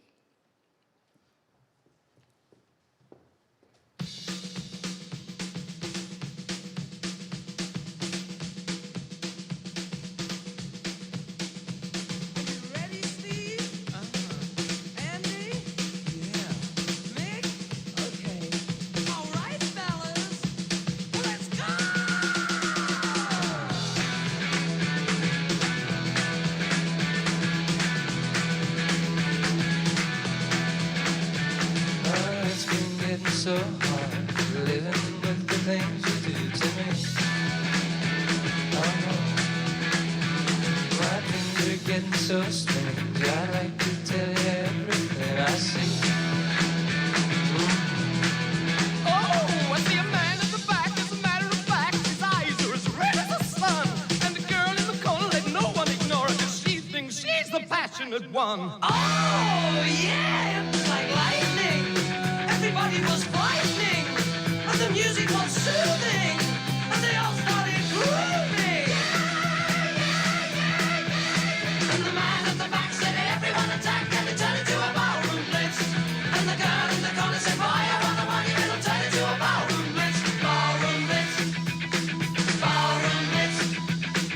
Ballroom blitz. Ballroom blitz.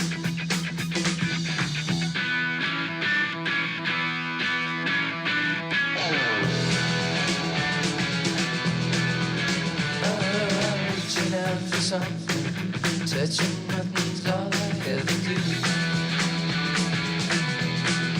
Oh, I softly call you over. When you appear, there's nothing left of you. Now the man at the back is ready to crack as he raises his hands to the sky. And the girl in the corner is everyone's corner. She could kill you with a wink of her eye. Oh, yeah, it was electric, so frantically hectic. And the band started leaving, 'cause they all stopped breathing. And the man at the back said, everyone attack, and it turned into a ballroom blitz. And the girl in the corner said, fire on the one, it'll turn into a ballroom blitz. Ballroom blitz.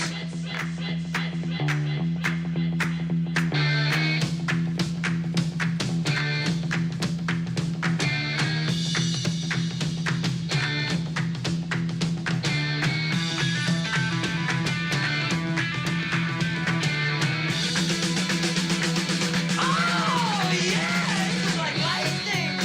Everybody was frightening, and the music was soothing, and they all started grooving.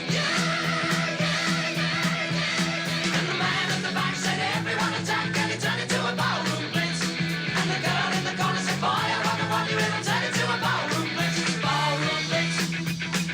Ballroom blitz. Ballroom blitz. Ballroom blitz. It's the ballroom blitz. It's the ballroom blitz. It's the ballroom blitz.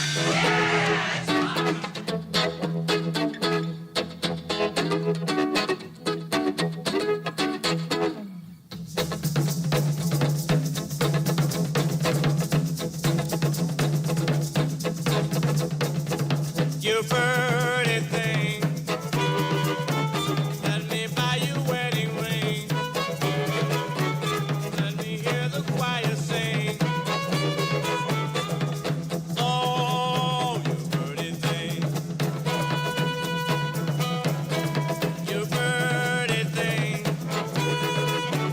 Let me walk you down the aisle. Darling, wear a lovely smile. Oh, you pretty thing.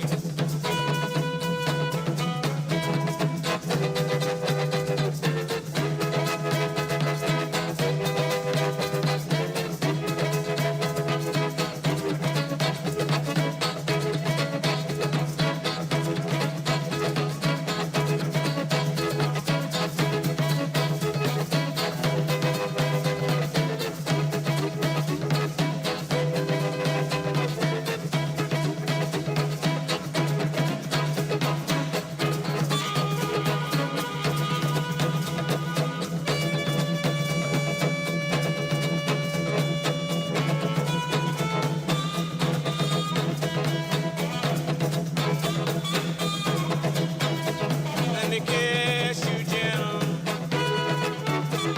squeeze and hug you tight.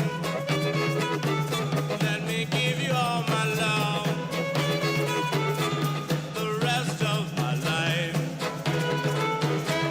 You pretty thing, let me hold you by my side and become my blushing bride. You pretty thing,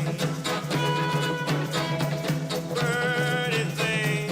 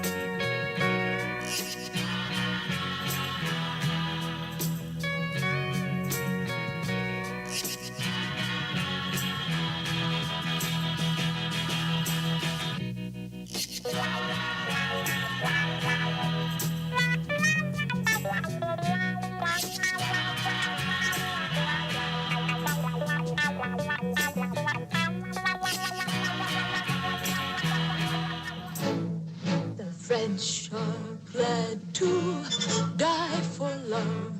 They delight in fighting duels.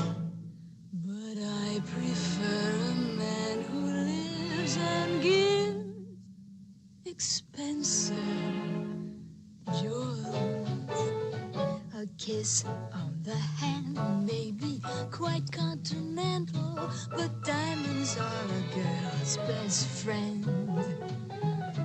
A kiss may be grand, but it won't pay the rental on your humble flat or help you at the automat.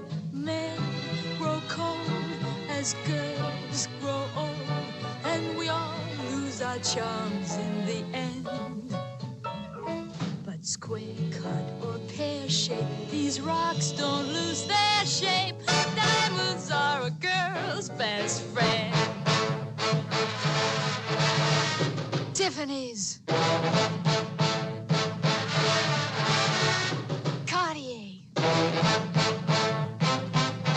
Black Star, Ross, Gora. Talk to me, Harry Winston, tell me all about it.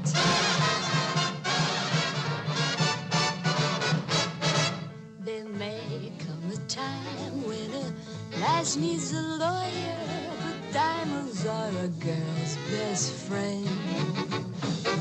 There may come a time when a hard-boiled employer thinks you're awful nice, but get that ice or else no dice. He's your guy when stocks are high, but beware when they start to descend. It's then that those lasses go back to their spouses. Diamonds are a girl's best friend.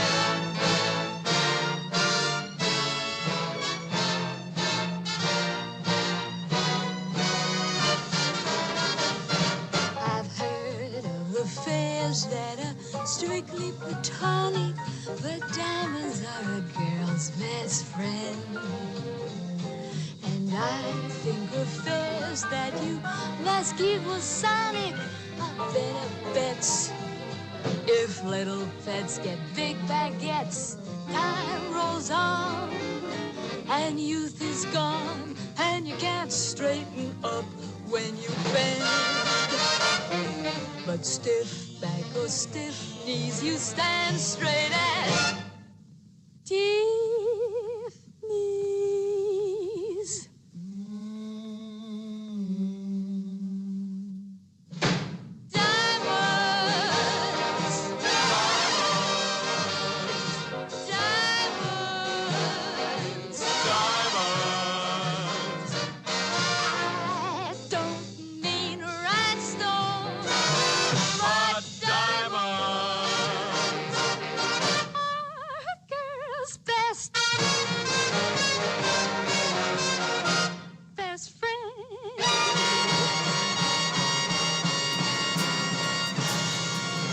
Have I told you?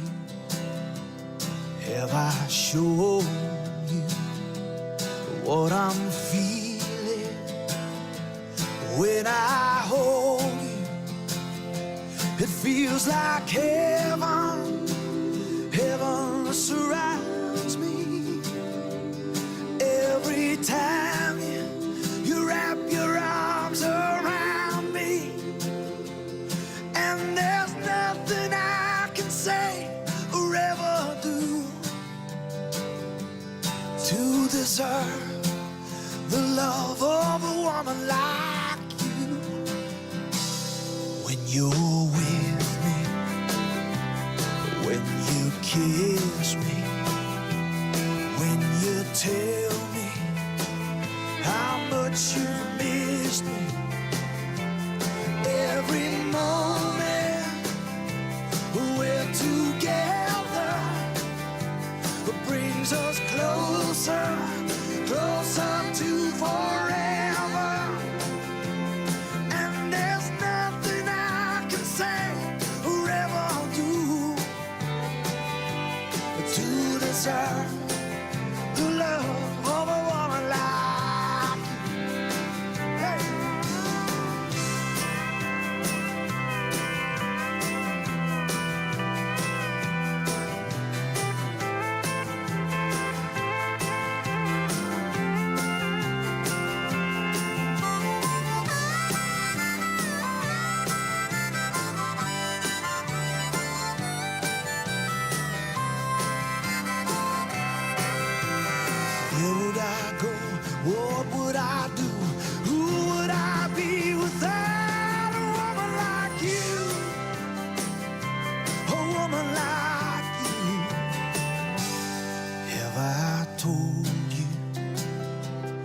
Have I shown you what I'm feeling when I hold you?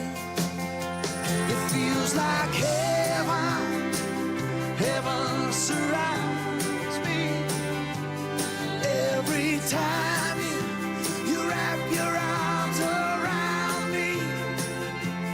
And there's nothing I can say or ever do to deserve the love of a woman like you. No, there's nothing I can say or ever do to deserve the love of a woman like you.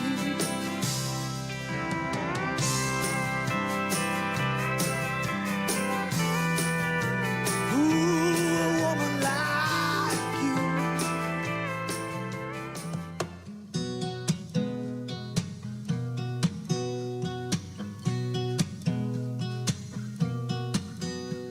I call you when I need you, my heart's on fire.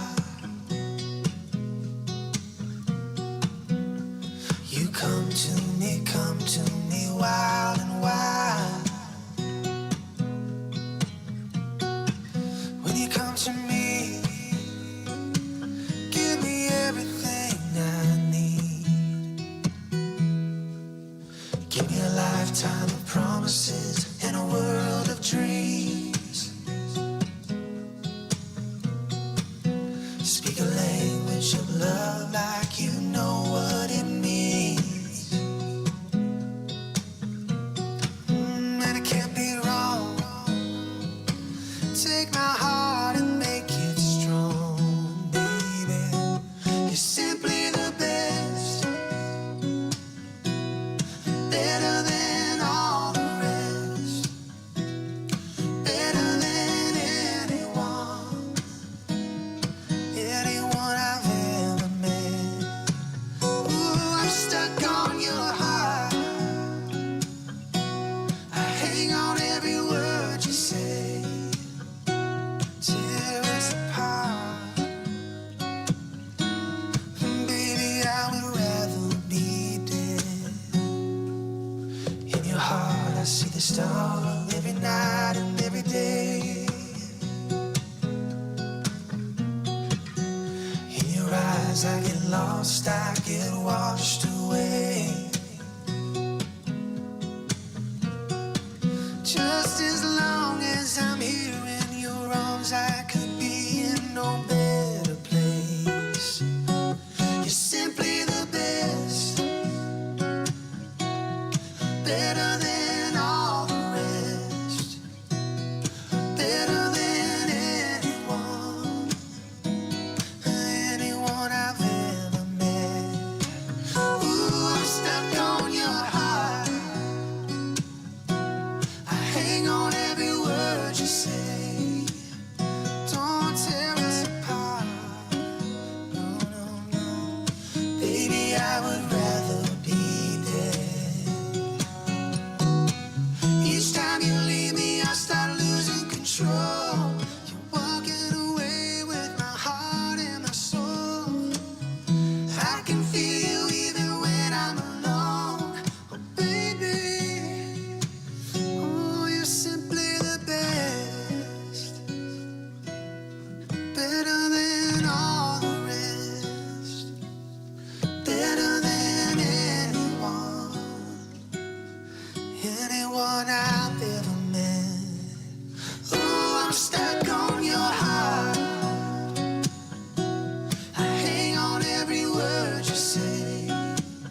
Don't tear us apart. No, no, no. Baby, I would rather be dead. Oh, you're the best.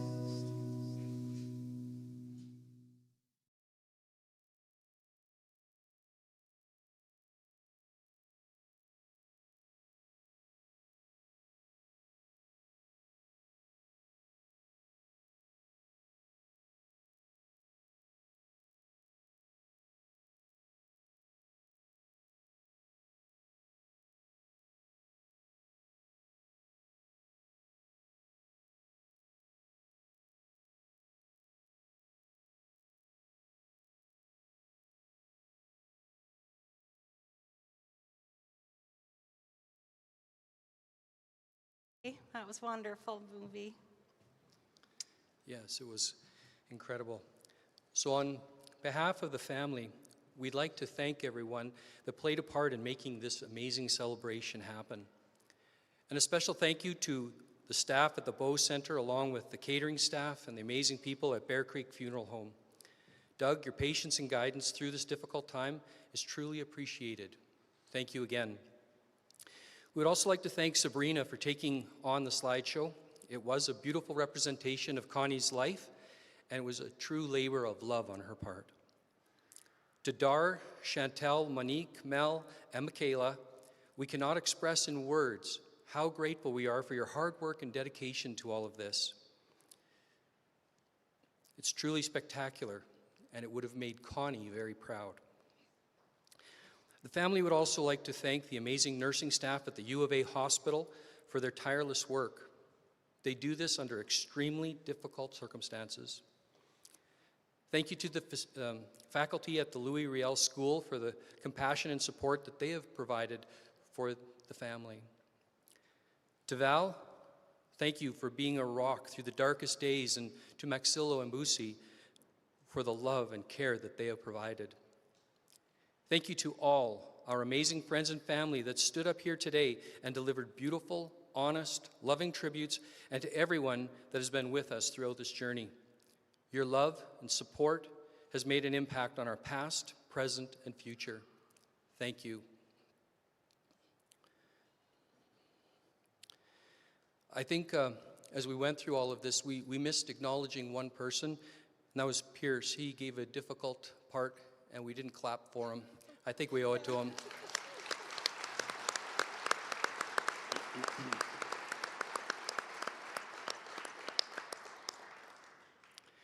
I thought I was the only nervous one, but everybody got so nervous we forgot to clap. So sorry, Pierce. Thank you for what you did.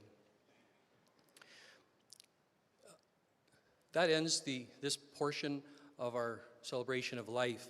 But we want you to take note in the back. Bono's bubbly is something that Connie would have wanted us to all enjoy. And so please help yourselves to a glass of Bono's bubbly in honor of Connie. And please enjoy the appetizers and social, and stick together. We need one another at times like this. And we know that despite all of the different memories, each of you have your own. And it may be overwhelming to try and share them all today, but let's not forget Gary, Lexi, Grant, and the girls, and continue to reach out with them with those memories. Check on them, build them up, and encourage them with those memories as the days go on. But especially today, enjoy yourselves and enjoy the social aspect now. Thanks again.